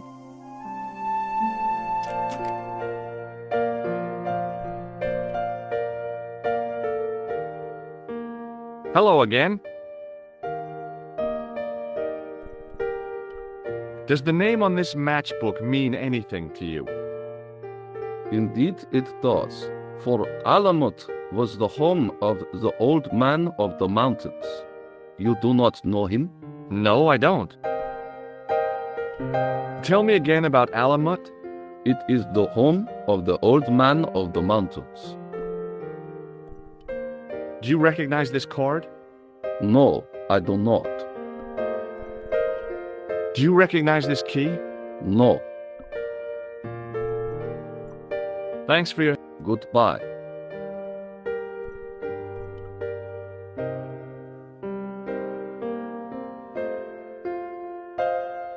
Hi, ma'am. Hello, George. What can I do for you now? I got the key. Thanks for your help, ma'am. Do you want this key? No, thank you, darling. I found this matchbook in Merlin's bedroom. It came from the Club Alamut. It might be useful to find out if that club is in Paris, George. I found this I found this pass in Merlin's room. So, that deceitful little man is passing himself off as an electrician, is he? Uh-huh. This guy probably has 1,000,000 faces. Would you like to keep Merlin's pass as a memento? No, darling. My broken heart is reminder enough. I have to...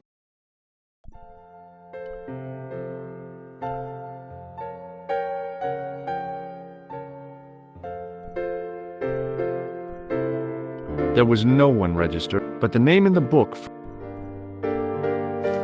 What now, monsieur? I'd just been manhandled by a gorilla. Yes? I do not see any signs of a gorilla. No, not a real gorilla. It was a guy who looked like a gorilla. It happened right out front of this building. Let me get this quite clear. Are you complaining or bragging?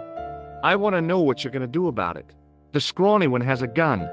I suggest you contact the police. Can't you do anything about them? What goes on in the streets of Paris is hardly my responsibility. Aren't you concerned that your guests are being intimidated by gangsters? No one else has complained, monsieur. Did they steal anything from you? Well, no. They didn't find what they were looking for. What was that? I don't know. I don't think they did either. Does this pass mean anything to you? That is Monsieur Merlin's property. That's right. Merlin the murderer. I want to see what he's left in your safe. Impossible. I cannot betray his confidence, no matter what you say he's done. You're making a big mistake. Maybe. I can live with that. Did I show you this? We must... Does this matchbook mean anything to you? No, monsieur. Do you recognize this key? That is the property of the Hotel Ubu. Correct. May I ask how it found its way from the little hook to your pocket? Would you believe it was put there by a poltergeist? No, monsieur. The hotel is regularly serviced by an exorcist. If we had a ghost, Father Fécond would have flushed it out. I suppose you want the key back. Not spécialement. The room is vacant. Since you are so determined to conduct your little investigation, I won't stop you. Thanks for your help.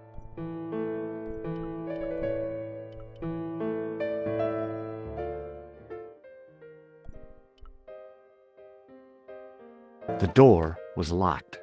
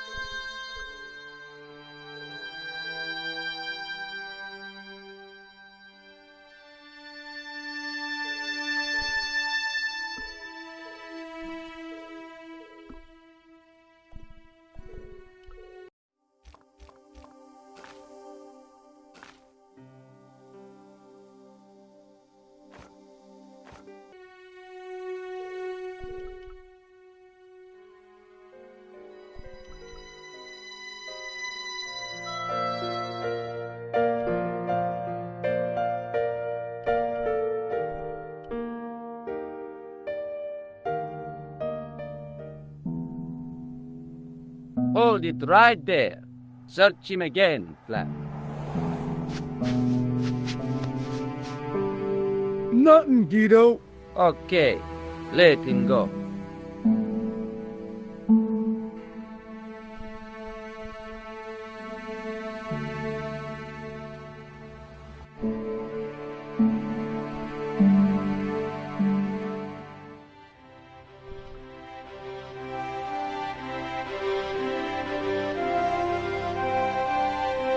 Excuse me. What do you want now?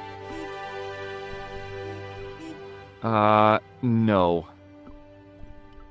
Does this matchbook mean anything to you, Sergeant? That's a double-lined Swedish with a crosshatch Bergman strike strip. Now, that's unusual. Pre-war Anderson hinging. Really? I haven't seen a reinforced Anderson outside of a private collection. It's rare, then? In this part of the world, yes. There are only 3 places these are made. Taiwan, Manila, and Slough. Does this matchbook... That's a... Now, Really? I haven't... It's... In this part, there are only... Does the name Merlin mean anything to you, Sergeant? Nothing, monsieur. Is Rosso here? Yes, he is. You wish to speak to him? Yes, I do. One moment, monsieur. It's Stobart, monsieur. He insists on talking to you again. Thank you, Moo.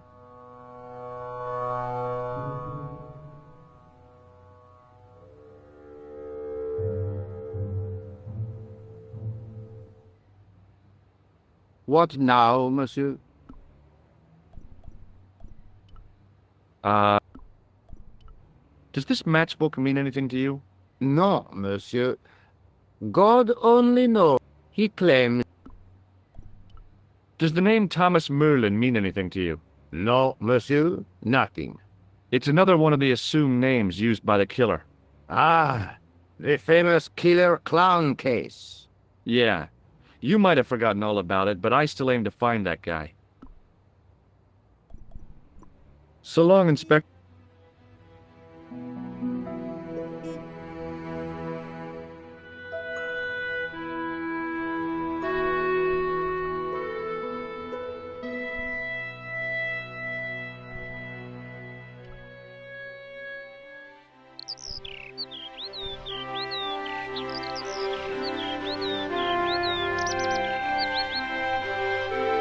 Oh, hi.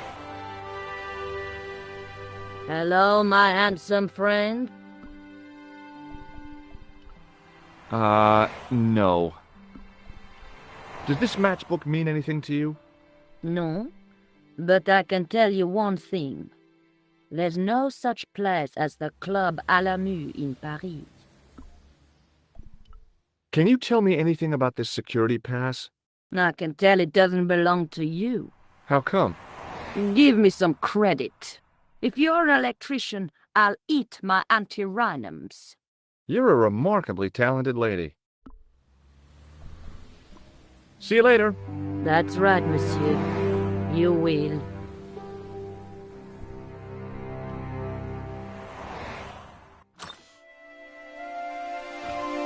What do you think I should do next? I think you should look for clues at the hotel. I guess so.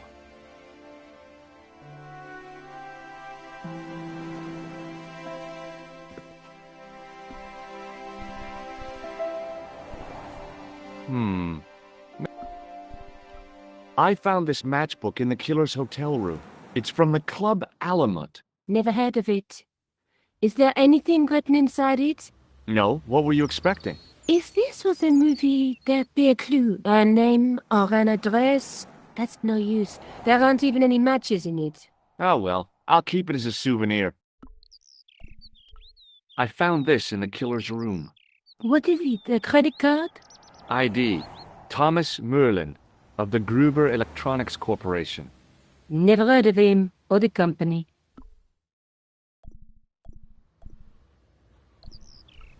May I use your... Sure. Thanks.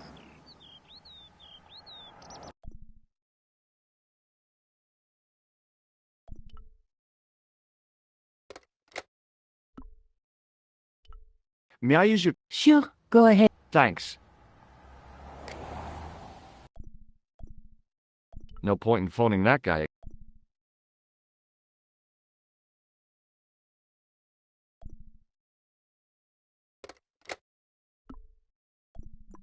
See you later.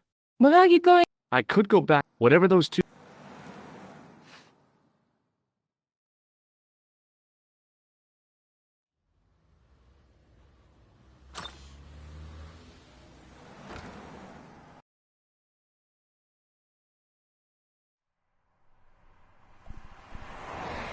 They were lilies or tulips.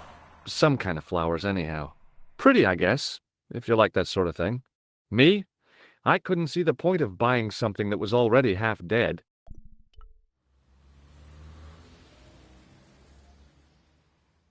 I inhaled deeply, expecting to experience the scent of the flowers. What I got was traffic fumes.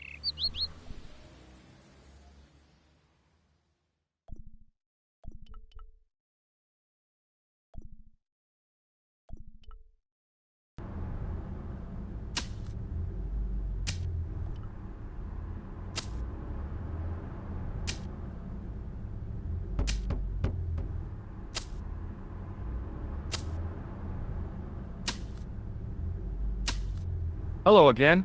Yes, Inspector. Do you recognize this matchbook? I can't say I do, monsieur.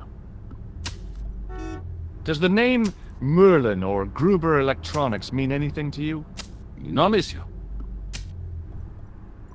I have to be going. Good luck, Inspector. I hope you catch that killer soon.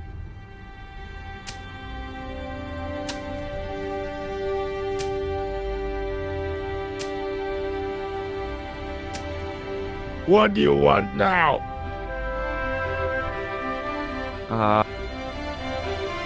Does this matchbook mean anything to you? No, it doesn't. Does the name Merlin mean anything to you? No, nothing.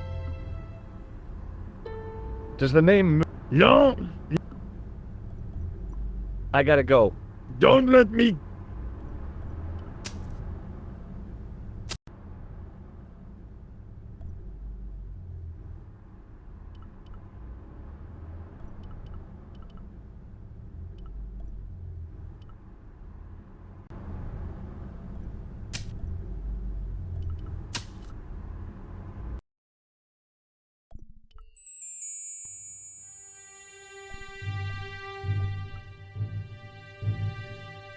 Hey, Shorty. I didn't think much of your trick, little man. I don't know what you're looking for, but you picked on the wrong guy. Maybe you'll spread the word around the sewers. George Stobart is on the case. That's Stobart. 2 B's and 2 T's. It sounded impressive to me, but the weasel didn't seem to share my enthusiasm. Still, I figured he'd think twice before gunning me down in the street in cold blood. I do not like your tone. Oh, yeah? And what are you going to do about it? If you do not go away, I will gun you down in cold blood, right here in the street, without thinking twice about it. What does this key mean to you? Nothing. Does this matchbook mean anything to you? It is just a matchbook. Why should I recognize? Does this Do you know a guy called Merlin? No. Forget it. Excuse me? Yeah? Don't you think you have... Huh? I'm an American citizen and a bona fide visitor to your country. What the... You can't touch me up in the street and expect to get away with it. Get lost, creep. Excuse me? Yeah? It's no good pretending you don't understand me. For the last time, Oh, yeah? And what if I call... first I break your arms at the elbows and wrists. Then, when you recover consciousness, I break your fingers. There's just one flaw in your plans, Ape-Man. What's that? It's broad daylight. I don't think even you would assault me on a busy street. Of course, This tranquil square at the end of a cul-de-sac.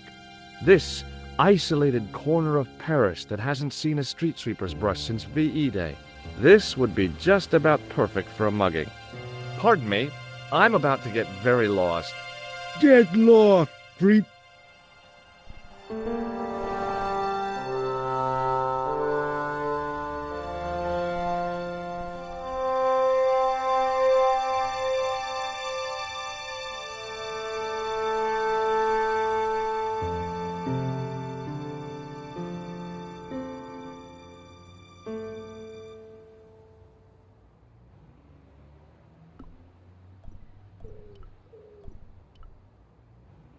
That... No way.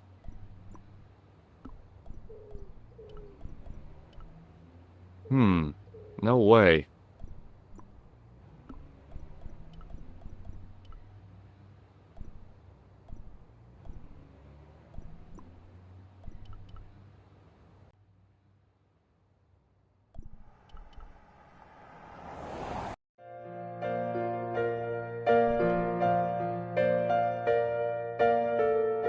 Hi, ma'am. Hello, George! I found... It came. It might be you. Would you like... No, Doc. I showed the... but he wouldn't buy it. He's too scared. I'll give him something to be scared of. Follow me, George!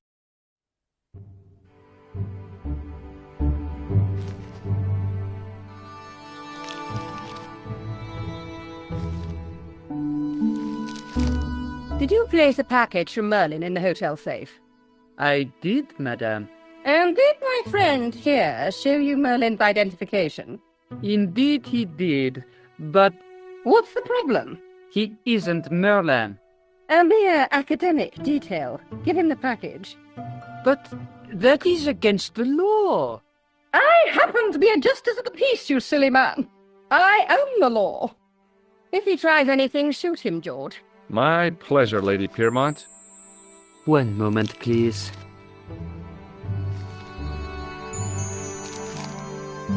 You know, I haven't enjoyed myself this much since Greenham Common. I don't know what I would have done without you, Lady Piermont.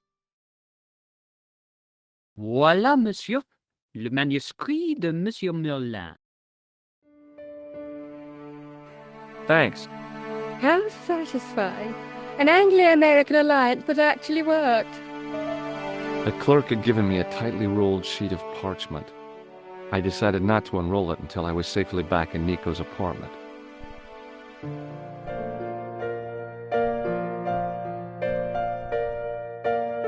It was the ancient manuscript which Khan had stolen from Plantow.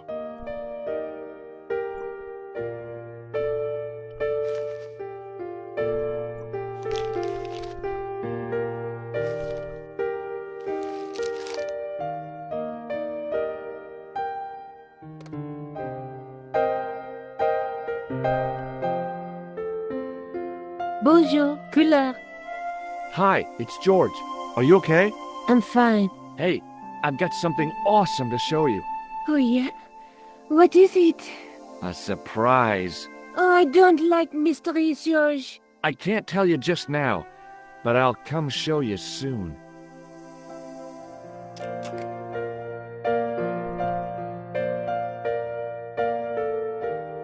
Hello again.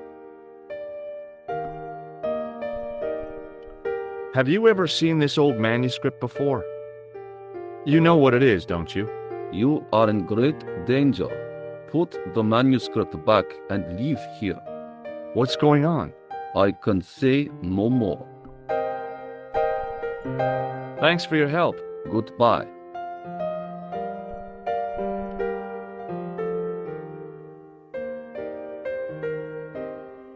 Hi, ma'am. Hello, George. What? This is what Merlin was so keen to hide. Really?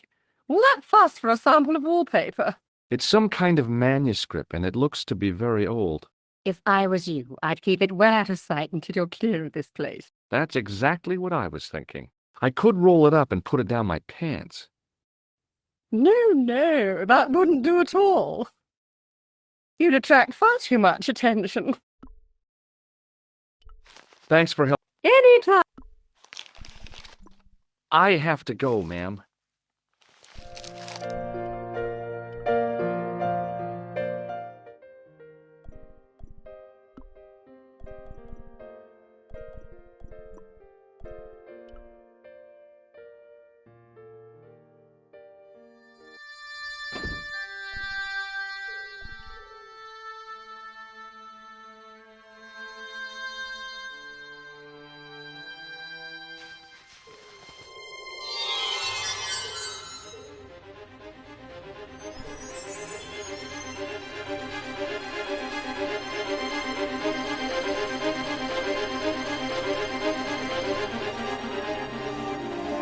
If I wanted my shins sticking out of my shoulders, I could have jumped. Mama Stobart didn't raise no suicidal fools, though.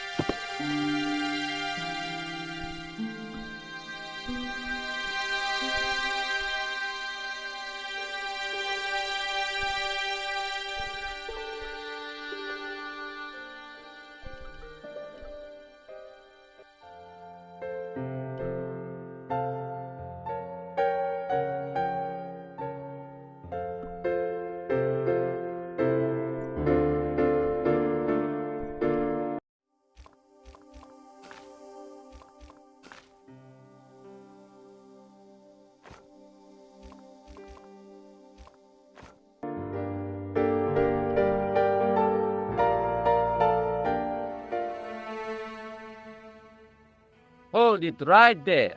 Search him again, Flap.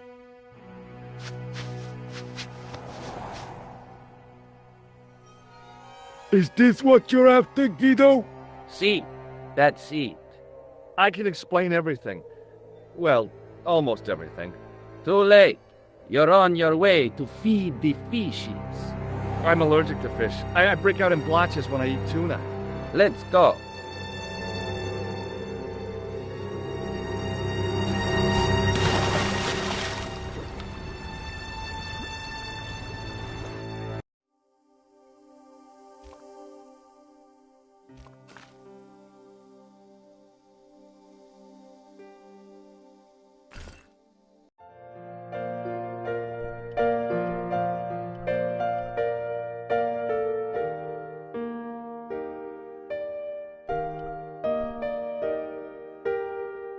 There was no one registered, but the name in the book.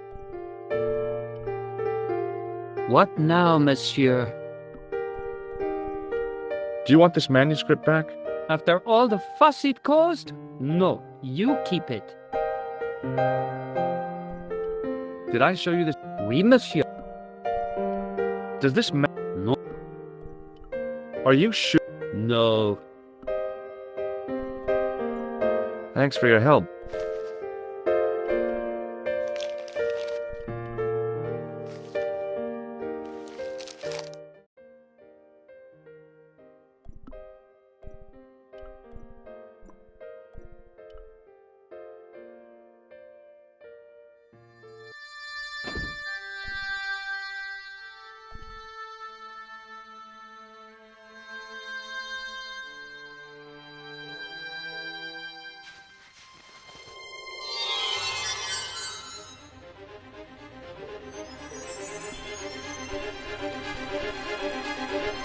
I knew this was no way to treat an ancient manuscript, but I couldn't let it fall into the hands of the goons waiting outside.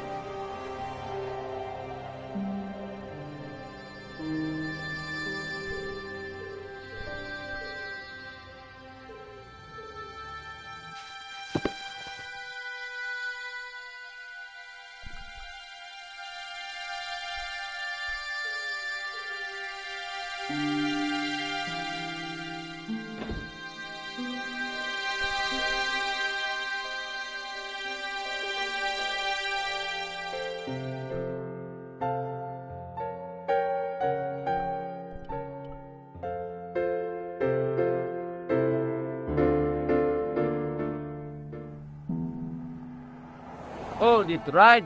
Search him. Nothing, Guido. Okay.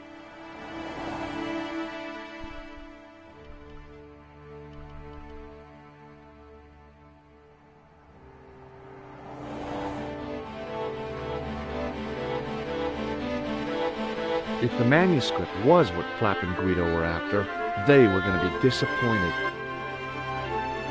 I couldn't wait to get back to Nico's apartment and check it out.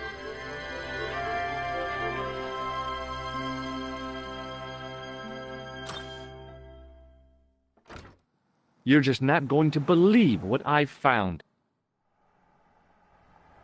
It's not another part of the clown's costume, is it?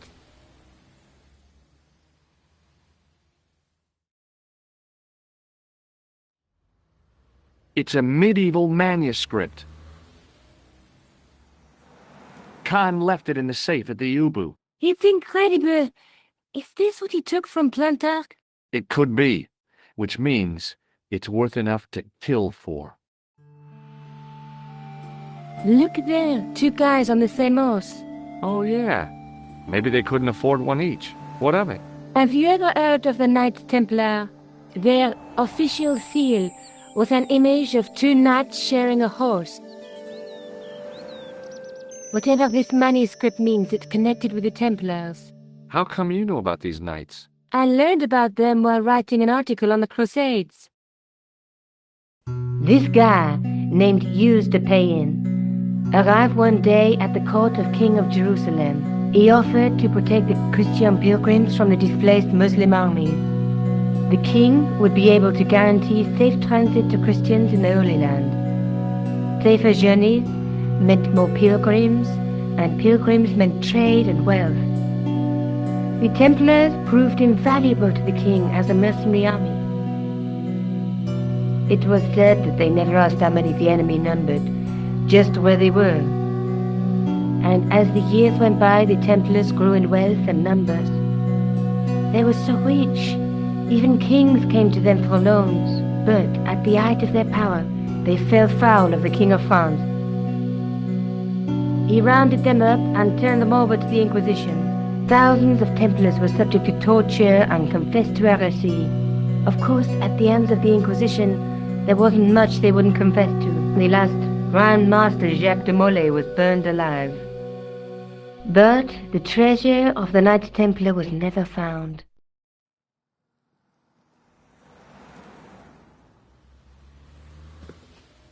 Jeez. So the treasure is hidden, waiting to be discovered? If there ever was a treasure, it's been lost for 600 years.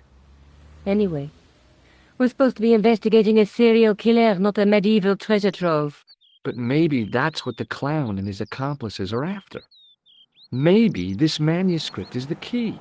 You'd better leave it here for safekeeping. Think about it, George.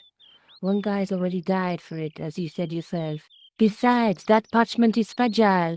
Okay, I'm convinced. You keep hold of it.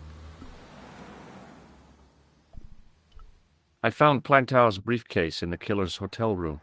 It was empty, of course. Let's take another look at the manuscript.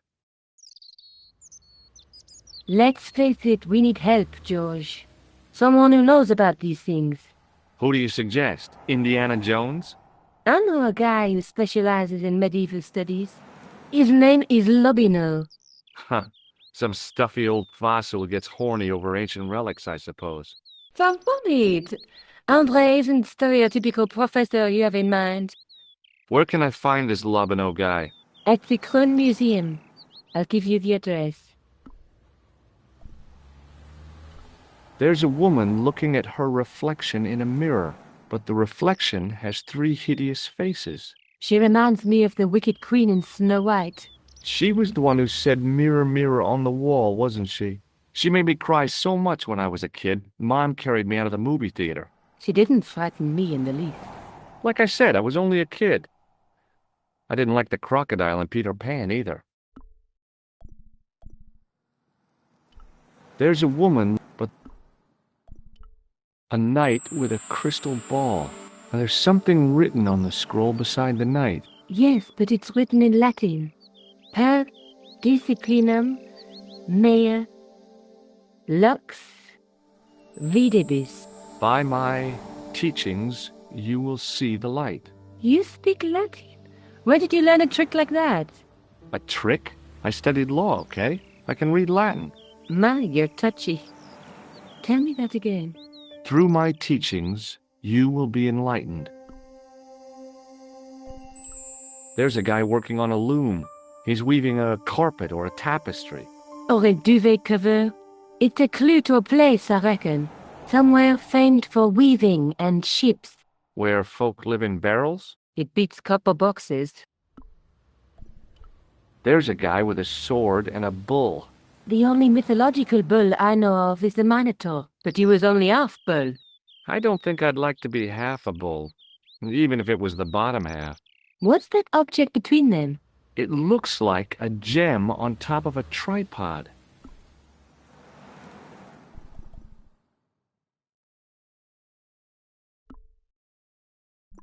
Maybe I'll check out the... I'm sure you'll find...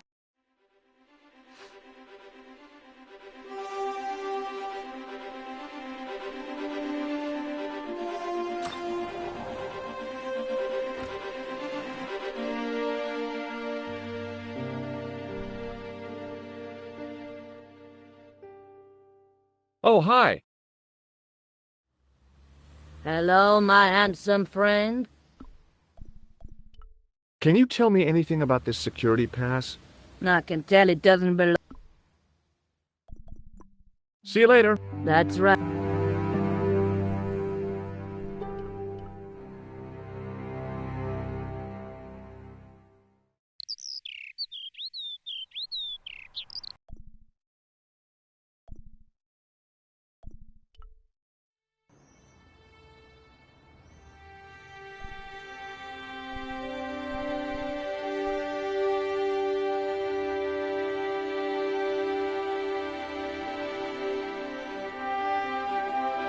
Through the grimy glass, I could see several large shapes in a gloomy room. What they were, I couldn't imagine. I considered smashing my fist through the pane, wrenching open the window, and bolting triumphantly into the building. Then I thought, no, that's dumb. Besides, I might get hurt.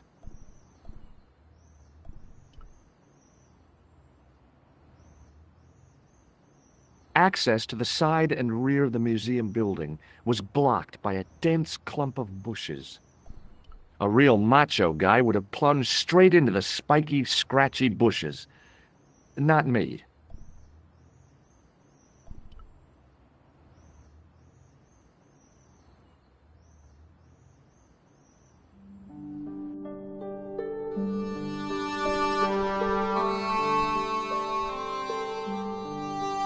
The case contained a collection of rocks. They were all shapes and colors, but they were still rocks.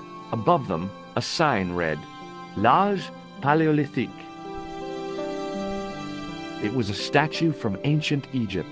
Those old civilizations sure could teach us a few things about art and beauty.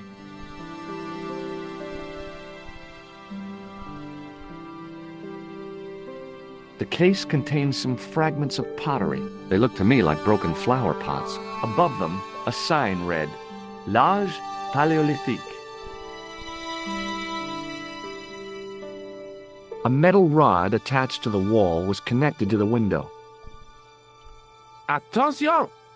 Please do not open the window, monsieur. Don't you think it's kind of stuffy in here? Better stuffy than dead. What's the problem? Fumes from car exhausts? Not just that, monsieur. There's a new burger bar opened up across the street. The Laughing Buffalo. So what's the problem? They cook their burgers on a charcoal grill, and the fat falls on the open flames. The amount of organic compound and smoke particles released is astounding. Since they opened, local air pollution has doubled, and it stinks like a funeral pyre. That is why I keep the windows closed.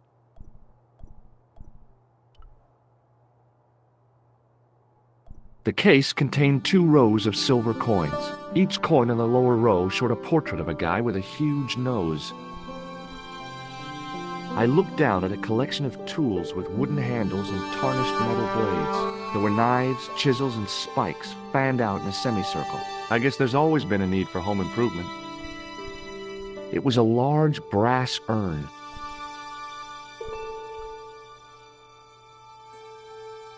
In the case was a spindly tripod, blackened with age and pitted with rust. It was identical to the tripod pictured on the manuscript. A notice identified it as 15th century from Western Ireland. It had been found in Loch Marne at the site of a Knights Templar preceptory. Ireland! What's that?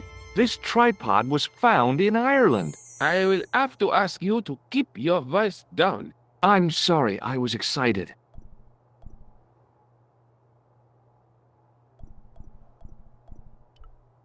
It was a tapestry of a lady, a lion, and a unicorn. If I'd had more time, I could have stared at it all day. The totem pole looked distinctly out of place in the setting of the museum.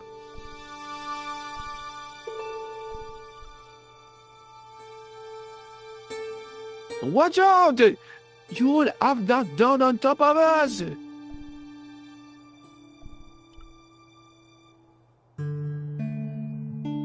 It was an ancient Egyptian sarcophagus with a beautifully painted effigy of its owner on the lid.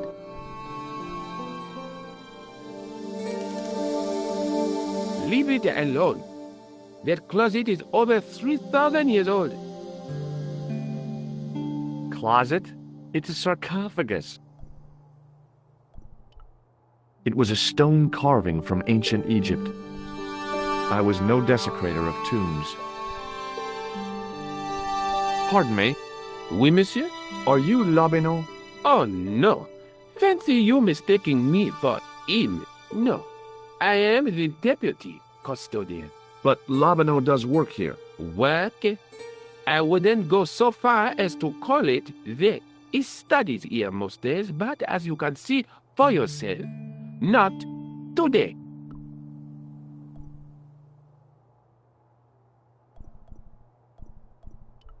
Can you give me any further information about the tripod? Certainly, monsieur. It's infamous. That tripod, that belonged to John Dee. What's the importance of John Dee's tripod? Dee was the most famous escapologist of the 16th century, the Houdini of his time. Don't you mean alchemist? Escapologists use ropes, chains, and handcuffs, not tripods. Well, whatever he was, that is the tripod he used in his experiments. What kind of experiments did John Dee perform with his tripod? Oh, the usual. Didn't you study chemistry at school? Yeah, but we skipped over thaumatology. Can I take a closer look at the tripod? What? Get it out of the case? Ah, no! That tripod is protected by a sophisticated surveillance system. How sophisticated? A painfully loud alarm bell. How is the alarm bell triggered? By the slightest pressure on or movement of any part of the case wherein that tripod is situated. It strikes me that to call your alarm system sophisticated is, well, stretching the truth a little. It has never failed yet. The sophistication is in its simplicity. Do you know anything about the Knights of the Temple? No, sir. Not a sausage. The sign on the tripod says it was found at a Templar preceptory. It does? Yeah. It doesn't mention John Dee at all. Most remiss. You don't know anything about the tripod, do you? No, I don't. I never had much of a start in life, you see. I owe what little education I gained to my uncle. He was an optician, but he also doubled as the village school teacher. He taught me the alphabet. Wait, 19 letters of it. The bottom row of the chart was too small even for him to read, so he left them out. Why don't you start over and enroll for adult education? You know, I never thought of that. Do you see? If I studied art and did all my homework, I could be a professor of history. At your age? Dream on. Do you know anything about medieval manuscripts? Not me, monsieur. I am no scholar, though people often mistake me for one. It is the uniform, I guess. They see the clothes. They are impressed. And they ask you to park their cars? They ask me to party. No, no, no. They assume I am an authority on the exhibits in my care. Whereas you know next to nothing about history. Of course not. All I am saying is, I am no scholar, not like Monsieur Lobineau. What can you tell me about the collection of coins? A rare example of silver coinage from the reign of Philippe le Bel. That little old lay buried for centuries in a field on the outskirts of Paris. They are unique. Nothing like them has been found anywhere else in Europe. Who was Philippe le Bel? You don't know? Philippe IV, the King of France. Wasn't he the guy who wiped out the Knights Templar? I have no idea, monsieur. All I know is he was King of France. I don't even know why he was called Philippe le Bel. What can you tell me about the collection of pottery? Those are remains of pots used by the original inhabitants of Paris. The Paris pot people. When did they move out? 15,000 years ago, monsieur. Vanished in the mists of time. Didn't even have time to pack up their pots. I thought the original inhabitants of Paris were a tribe known as the Parisi. That is right, monsieur. Renowned for their pots. You see, in those days, people didn't have much in the way of possessions. A few flints, some animal skins, maybe the odd bone or two. Naturally, when the Parisi came along with their pots, why, everybody wanted one. I guess they must have caused a kind of consumer frenzy. Yeah, oui, they connect the market, cleaned up. You don't know the first thing about those pots, do you? No, monsieur. What does this tool mean to you? That belongs in a museum. Pardon? It is a priceless historical artifact, if I am not mistaken. No, it's a plain old tool for lifting drain covers. Do you recognize this red nose? I don't think so. What do you make of this tissue? It is absolutely... Do you recognize the man in this photograph? No, monsieur. Is there any reason why I should? I guess not. Would you like to shake my hand? Not while I'm on duty, monsieur. Have you ever heard of the Club Alamut? Oh, no. I don't frequent places like that. Do you recognize this ID pass? No. Thanks for your help.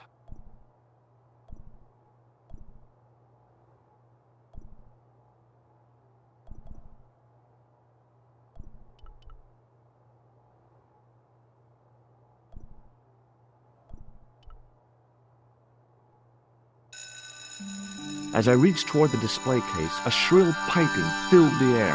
I froze, then tried to get myself together and act nonchalantly. Eh, no! No, monsieur. No. What's wrong? You must not handle the exhibits. I'm sorry.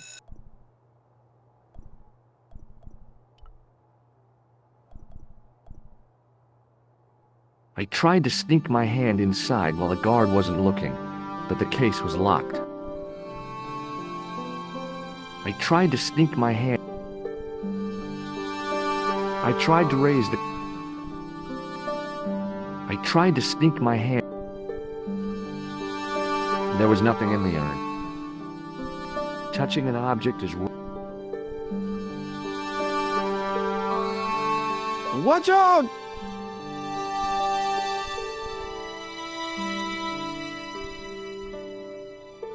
The statue didn't deserve to be mauled.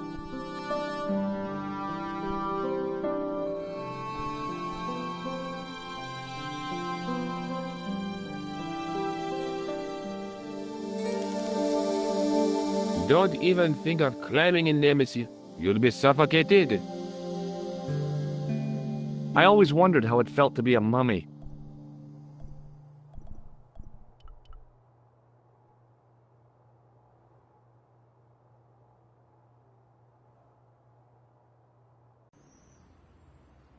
The tripod was definitely the one on the manuscript.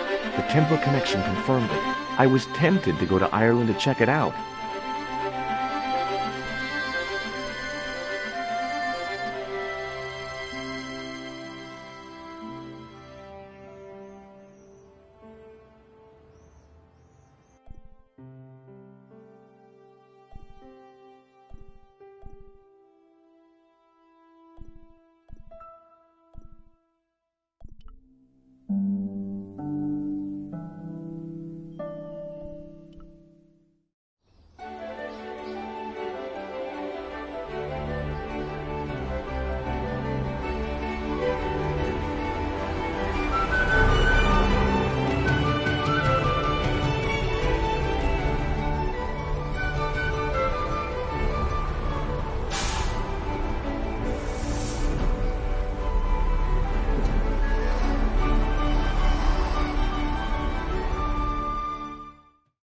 Several hours later, I arrived in Ireland, the Emerald Isle. I'd been lucky to get a bus from Dublin to the tiny village of Lochmarn. On the way out, the driver told me there was only one service a day.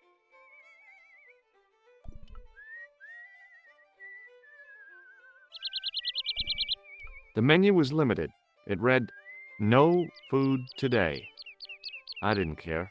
I'd lost my appetite somewhere over the Irish Sea. It was a trap door in the sidewalk.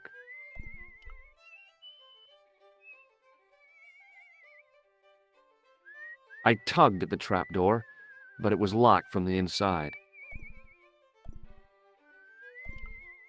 The drain was covered with an iron grating, through which I could hear the rush and surge of running water.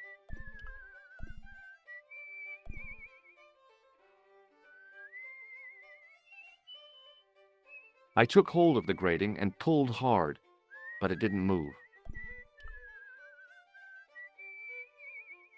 It was a featureless plastic box firmly attached to the wall of the building. I tugged at the plastic cover, but it didn't move.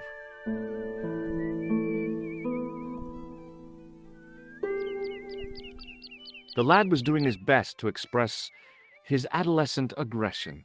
His effort was somewhat diminished by the fringe of milk on his lightly feathered upper lip. Hi there. What? What's your name, kid? Who are you calling kid? Who the hell are you? Rosso's the name. Murder's my game. Are you a detective? Let's just say I'm here to find the truth. Cool. Just like on the telly. Cut the crap and tell me your name. Liam McGuire. What are you doing hanging around the bar, McGuire? I'm on the run. From me dad. Why? Did you do something bad? I ain't done nothing, boss. You can tell me, kid. Is it your dad? Oh, sir. He drinks. Every last penny. Down his evil throat. And there's me poor old mother. Bedridden and dying of presumption. I tried to buy her medicine. Chopped firewood for Father Mahoney till me fingers bled. The old skinflint cheated me too. But I took the pennies he gave me back home. Look, Ma, says I. See what your darling son has earned with his own sweat and blood. When suddenly, me dad appears and grabs the loot. I'm off to Dublin, heavy drinking, says he. Watch out till I get back. That's why I runned away.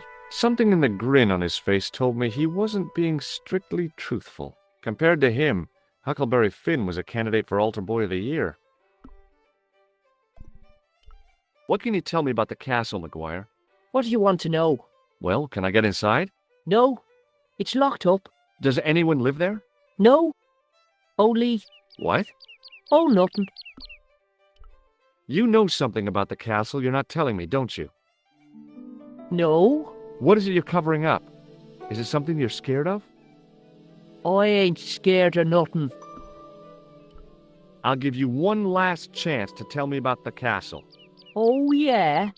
And what if I don't? Then I'm taking you back to school. Oh. There's a ghost.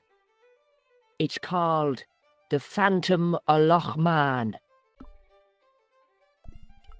You're not telling me you believe in ghosts, are you? Mister, I seen it with me very own eyes. Last Tuesday night, I went up to see what that dig was about. I just reached the top of the wall when I hears this awful noise. What sort of noise? A horrible snuffling and snorting, like O'Brien's pig, only worst. It was coming from inside the castle. Did you find out what was making the noise in the castle? No fear.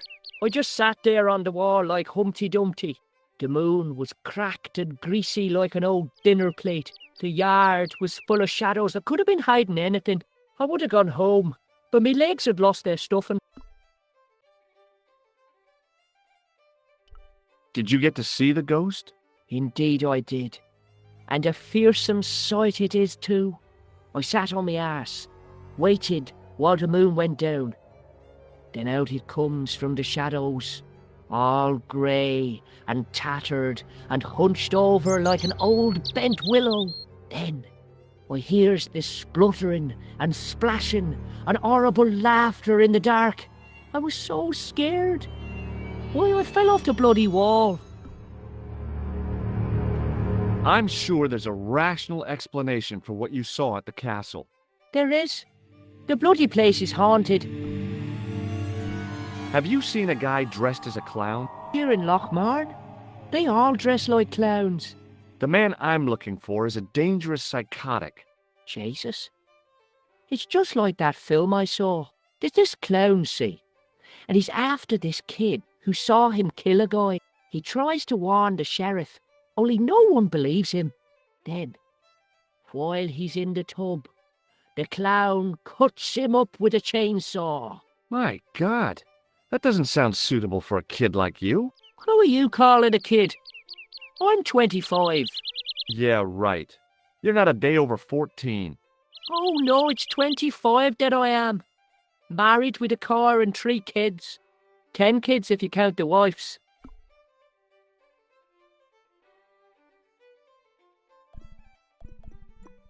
What do you think this tool is used for? Lifting drains. Dead right. How did you know that? Work experience course at school. They gives me a choice of going down the drains or up the chimney. You're kidding.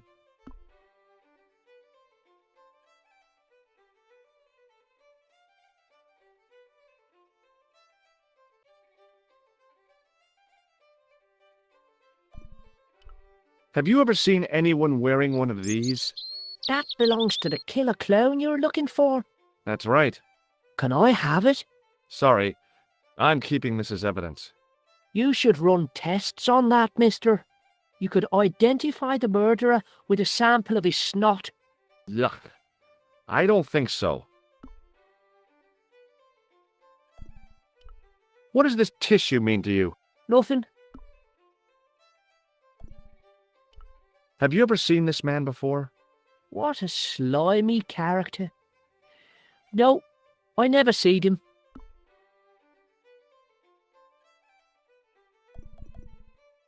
Give me your hand. Get lost. Oh, come on. I just want to show you a little trick. No way, mister. I don't do tricks. Father Mahoney told me I'd burn in hell if I did. I just want to shake your hand, that's all. Oh, all right. Gotcha. Neat, huh? Didn't feel a thing. Do you recognize this matchbook, McGuire? No, sir. I never seen it before in my life. Take a look at this, McGuire. It's an ID card. What of it? Ever heard of Thomas Merlin or the Gruber Electronics Corporation? No.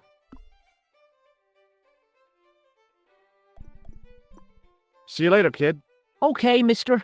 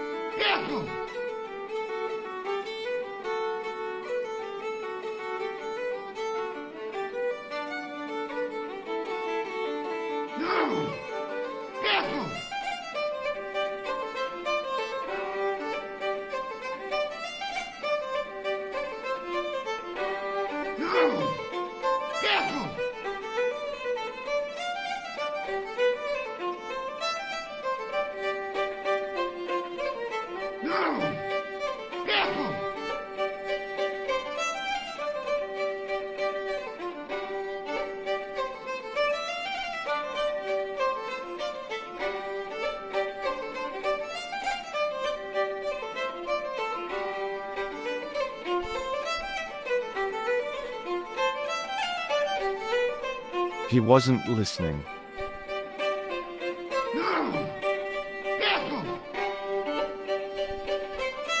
Hello there. My name's George Stobart. Pleased to meet you, I'm sure. I'm O'Brien. Can I help you?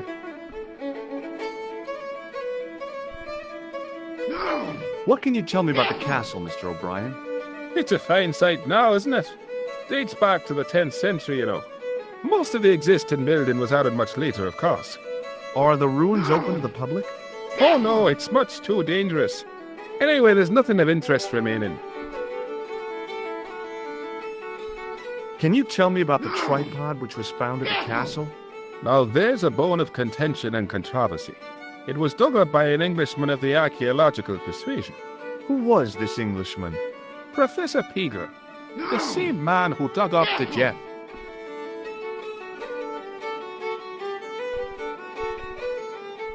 Do you know where I can find Pegram? You're too late to meet that fella. Is he dead? Not that, but he's gone from the village. I saw a pint with our esteemed host, I might add.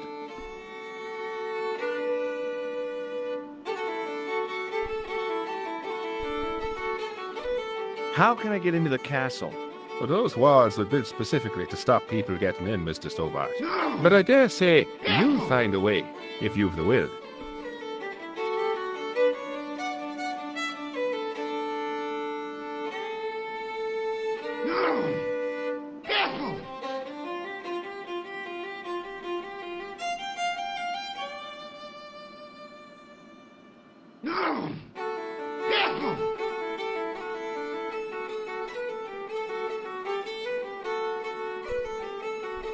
Why has Pegram's departure upset the landlord? He's lost a paying guest, that's why. More than that, there's the question of an unsettled bill. Poor Michael's seen red over the business, and I don't blame him. Can you tell me more about the landlord? Mick Cleary? He's what you call a would-be sophisticate. The trouble is, his idea of sophistication extends as far as putting paper in the lavatory. I never worked out why he did that. It's much too dark in there to read. That's true. Have you ever run your hand over the back of the door? The graffiti is written in Braille.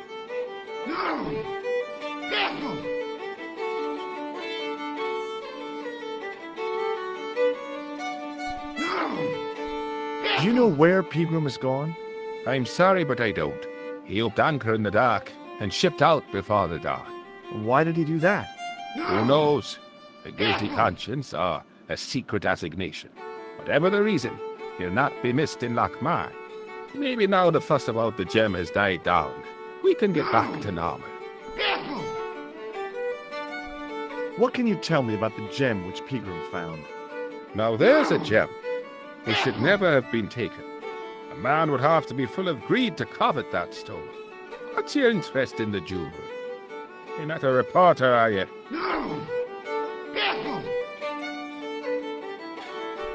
Oh no.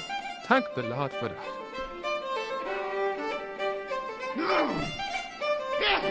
What do you make of this tissue? I guess that muck on it is grease paint. There's no fooling you, Mr. O'Brien.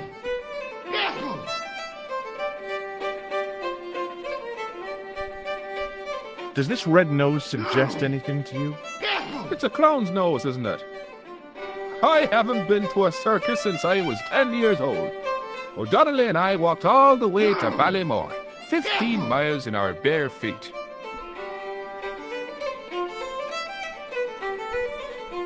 Does this tool mean anything to you? I'd say it was for lifting manhole covers. How come you know that? I'm a man of the world, Mr. Stobart.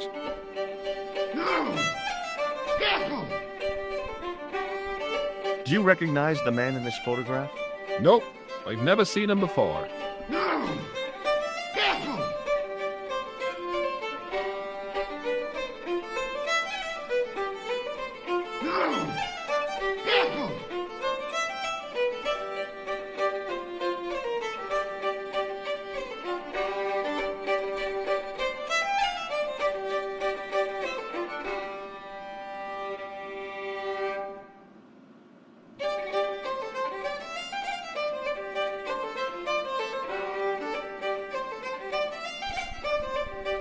I'd like to shake you by the hand, Mr. O'Brien. I'd rather not. You see, I happen to notice that vibrating buzzer in your palm. Does this matchbook mean anything to you? The design is Middle Eastern, I'd say. What can you tell me about this ID pass? Gruber Electronics. I've never heard of it.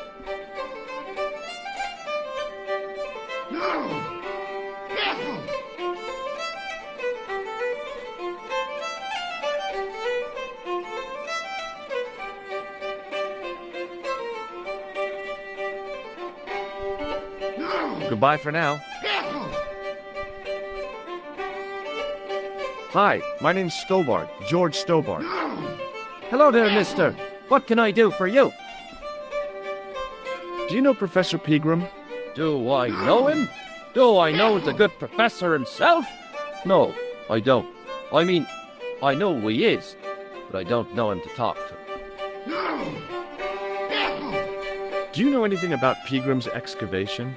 Only that he didn't have the right tools for the job. What he needed was shovels and a JCB. Pegram was digging for historical remains, not coal. Is that a fact? What the hell for? It's the science of archaeology, Pat. Understanding how people used to live by what they've left behind. One day archaeologists might be digging up our remains. Imagine that, Mr. O'Brien. I wonder what they'll find. Well, it won't be arrowheads and beakers. Fast food cartons and flavoured condoms, more likely.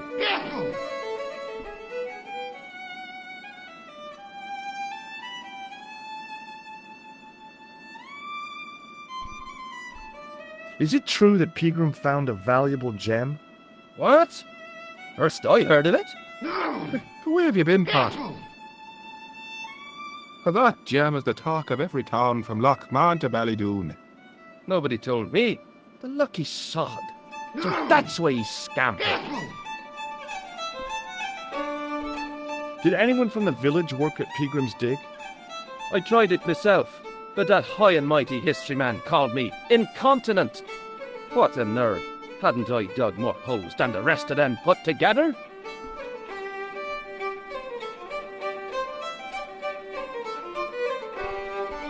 Can you tell me anything about the castle on the hill? Oh, I don't know much about anything. You should ask Mr. O'Brien here. He just joined up writing. Would you be one of them history fellas yourself?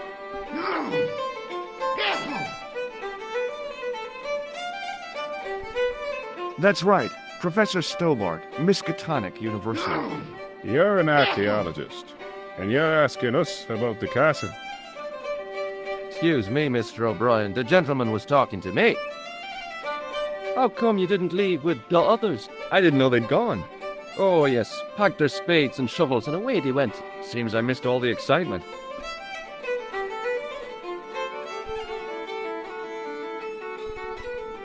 What do you make of this tool? It's for lifting manhole covers. That's right. I found it in Paris. Well, you look at that. A French sewer key. Marvellous.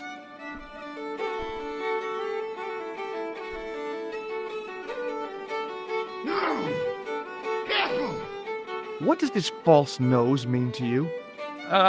No, you're a clown. No, not me. Ha, you're a good one, aren't you? Did you hear that, Michael? I hate clowns. Listen to this fella. I hate clowns, says he. Isn't he just the funniest man you ever did see, Michael? He's not a clown, Doyle. He's not even remotely funny. Thanks.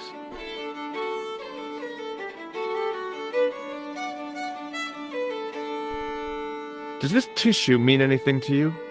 No, but you should show that to my granny. She could tell you fortune from it.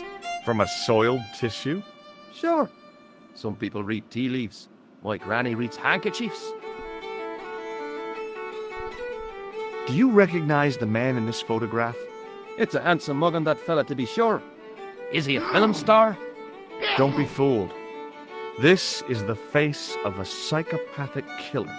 No. Well, there's one in the eye for me and my men. May I shake your hand? No, you can't. Well, how come? Because I'll spill me beer if you do.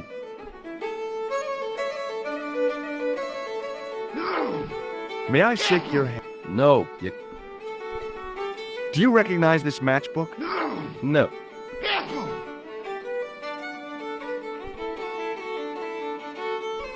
Does this security pass mean anything to you?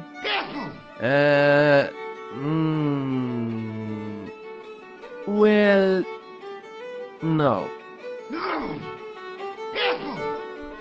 Does this security pass mean anything to you?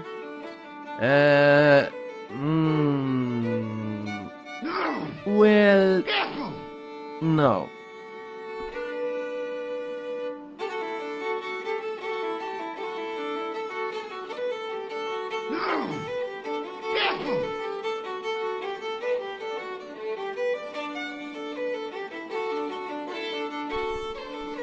Bye for now.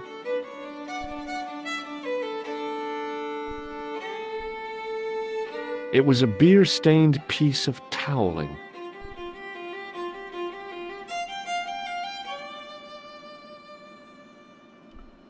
The man's arm lay across the towel, preventing me from moving it.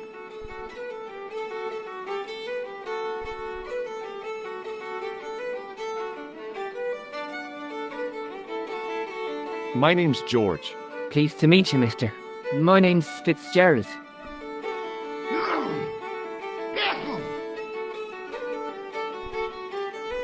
Can I get you another drink? Oh, no, thank you. I shouldn't be drinking at all. I'm on tablets for my nerves. More than a pint and I'll pass out.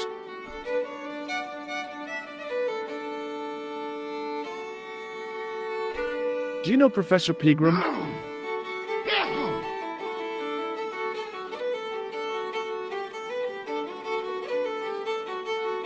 He's the archaeologist, isn't he? That's right.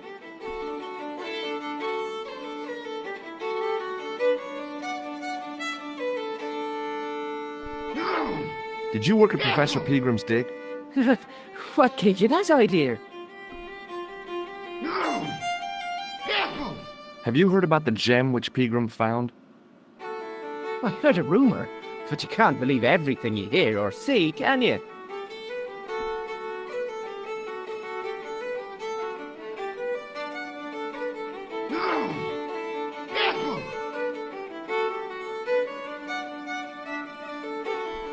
Where can I find Professor Pegram? I heard he's gone fishing. I don't know where. What can you tell me about the castle? There's nothing there. Just an old ruin. How old? I really couldn't tell you. Have you ever explored the castle yourself? I used to play there sometimes, when I was a kid. Then one of the little ones fell off the wall, broke his head and died. We didn't go there anymore. You haven't been up there recently? No.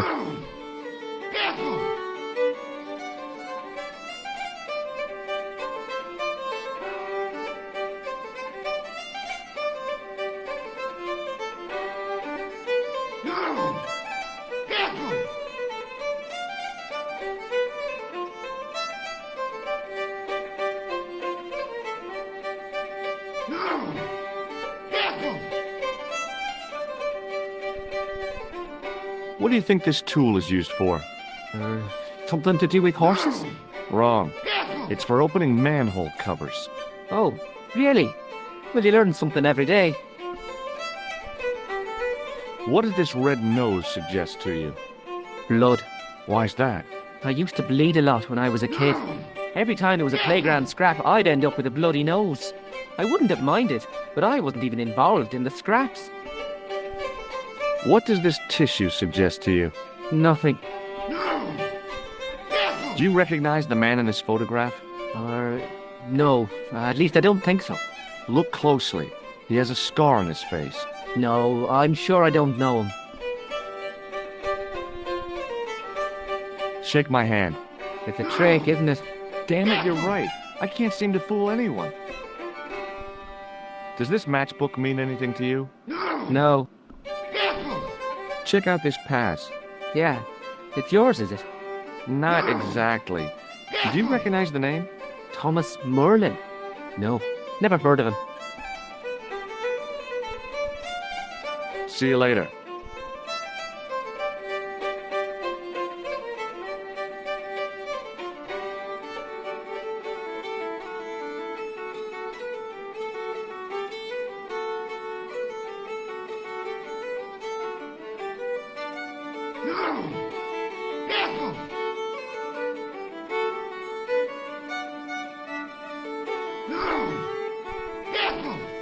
It was an electric pump operated by pushing a small lever.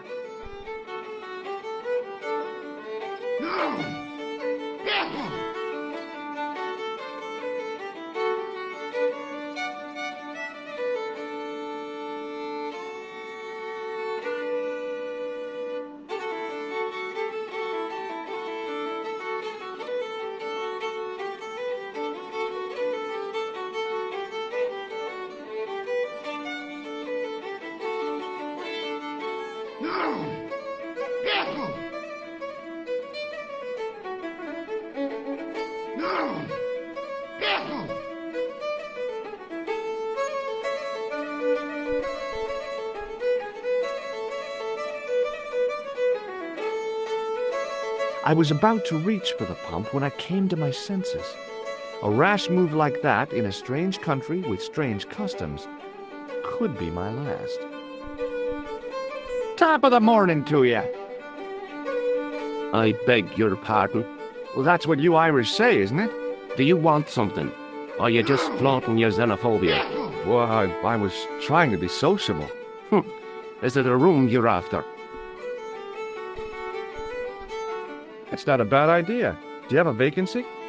I could, if you don't mind waiting until the last guest checks out. No problem. When will that be? When the undertaker comes to collect him. Do you know a man called Pegram? Indeed I do. Are you a friend of his, by any chance?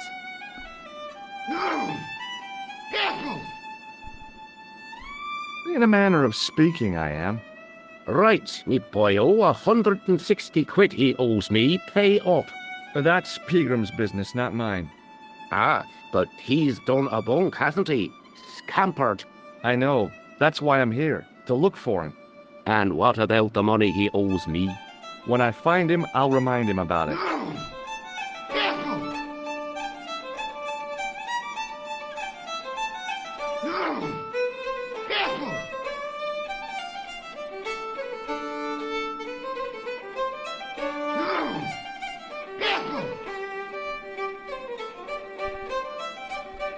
Did Pegram stay here? Yes, he did. 6 nights plus breakfast. He couldn't have had breakfast this morning. Not unless he had it afore he went to bed. What the hell are you talking about, Doyle? The history fella. I seen him this morning. Crack of dawn. I had to get up at 4 o'clock to see to the missus. I didn't know your wife was sick, Pat. She's not. Anyhow, I went out to empty the bucket, and what do you think I saw? For the love of God, Doyle, get to the point. It was the history man, heading out to the village, on a bicycle. I knew it. Hand over me money, or I'll throw you out. Can I see Pegram's room? It's been taken by one of the brothers from the reformatory. They come every year for spiritual refreshment. That's a good one. Their idea of refreshment is a good full of stout. I wouldn't want to disturb a man of God, especially not a big fella from the bad boys' home. I don't blame you, Mick. That brother's got muscles like a muscle man.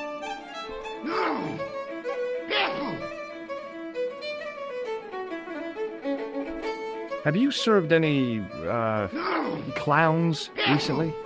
Don't change the subject. Are you gonna pay me Pilgrim's rent or not? No way. Listen, I'm not really his friend. I've never even met the guy. But I need to find Pegram urgently. I think his life is in danger. Damn right it is. Excuse me for butting in, Michael, but I think the young fella's telling the truth. I'm sorry I bit your head off, sir. Well, that's okay, I understand. I guess.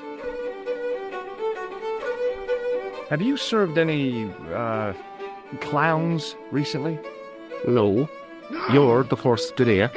Seriously, I'm looking for a man dressed in a clown costume.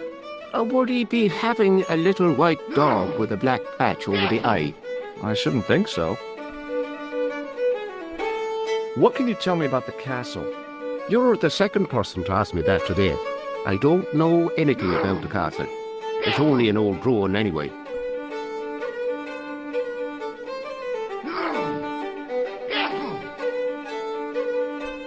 Who else was asking about the castle? He said he was a reporter. He was asking about the little people. I could have told him a tale or two about the little people. He might have paid me to hear what he wanted me to say. Anyway, I chucked him out on his arse. Good for you, Mick. That's the way to deal with journalists. I'll try a glass of beer, please. Is this your first pint of real ale? Well, I guess so. What's real ale, anyhow? Beer that's brewed from natural ingredients to traditional methods. It shouldn't be kept under pressure or refrigerated. And finally, it should have a good body and distinctive character. In other words, it's flat and worn with bits in, and it makes you fall over.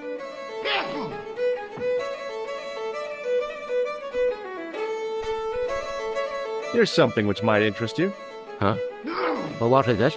My passport to the sewers of Paris. Is that so? Did you see the snooker last night, Mr. O'Brien? We haven't got a television, Michael. I know that. Why is it, if you don't mind me asking? If God had made us to watch television, we'd all be like Dive. I take it no one wants to hear about my underground escapades. I'd rather drink my own beer. Does this false nose mean anything to you? It's not Red Nose Day again, is it? I don't know. But this is part of a clown's costume. I know that. Good God Almighty. What do you take me for?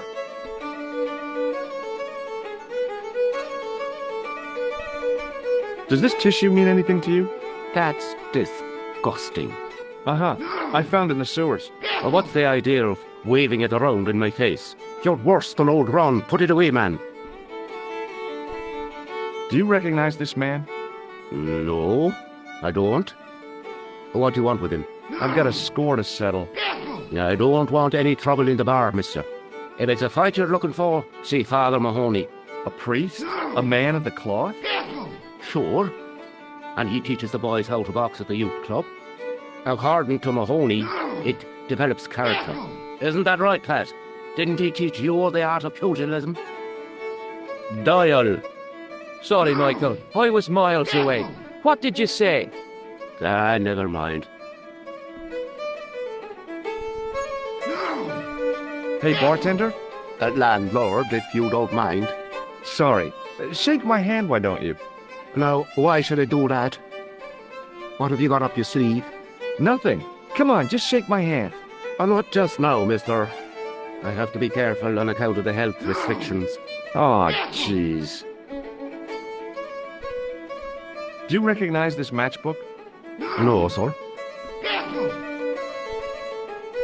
Do you recognize the name on this card? No. Should I? Nah, it was a long shot.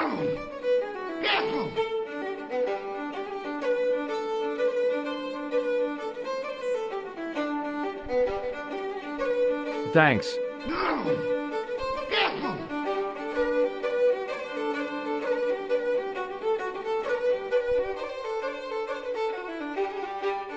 No point in phoning that guy again.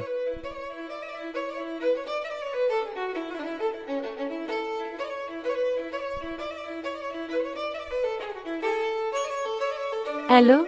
Couleur. J'écoute. Nico? Who is this? It's me, George. Oh, hello, George. Where are you? I'm in Ireland. Ireland?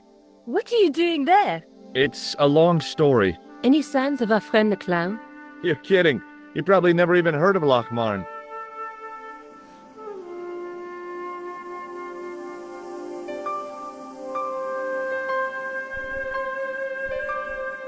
It was an electric glass washer. It looked even older than the barman.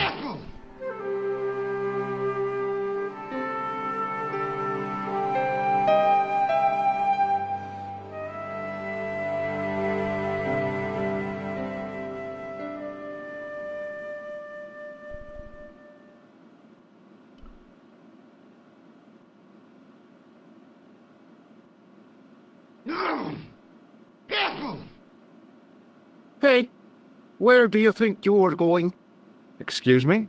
No customers behind the bar. Ever.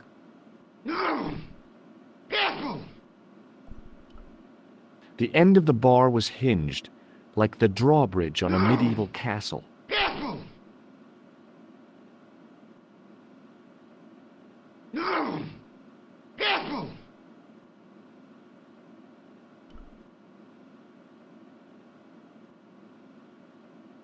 Get out.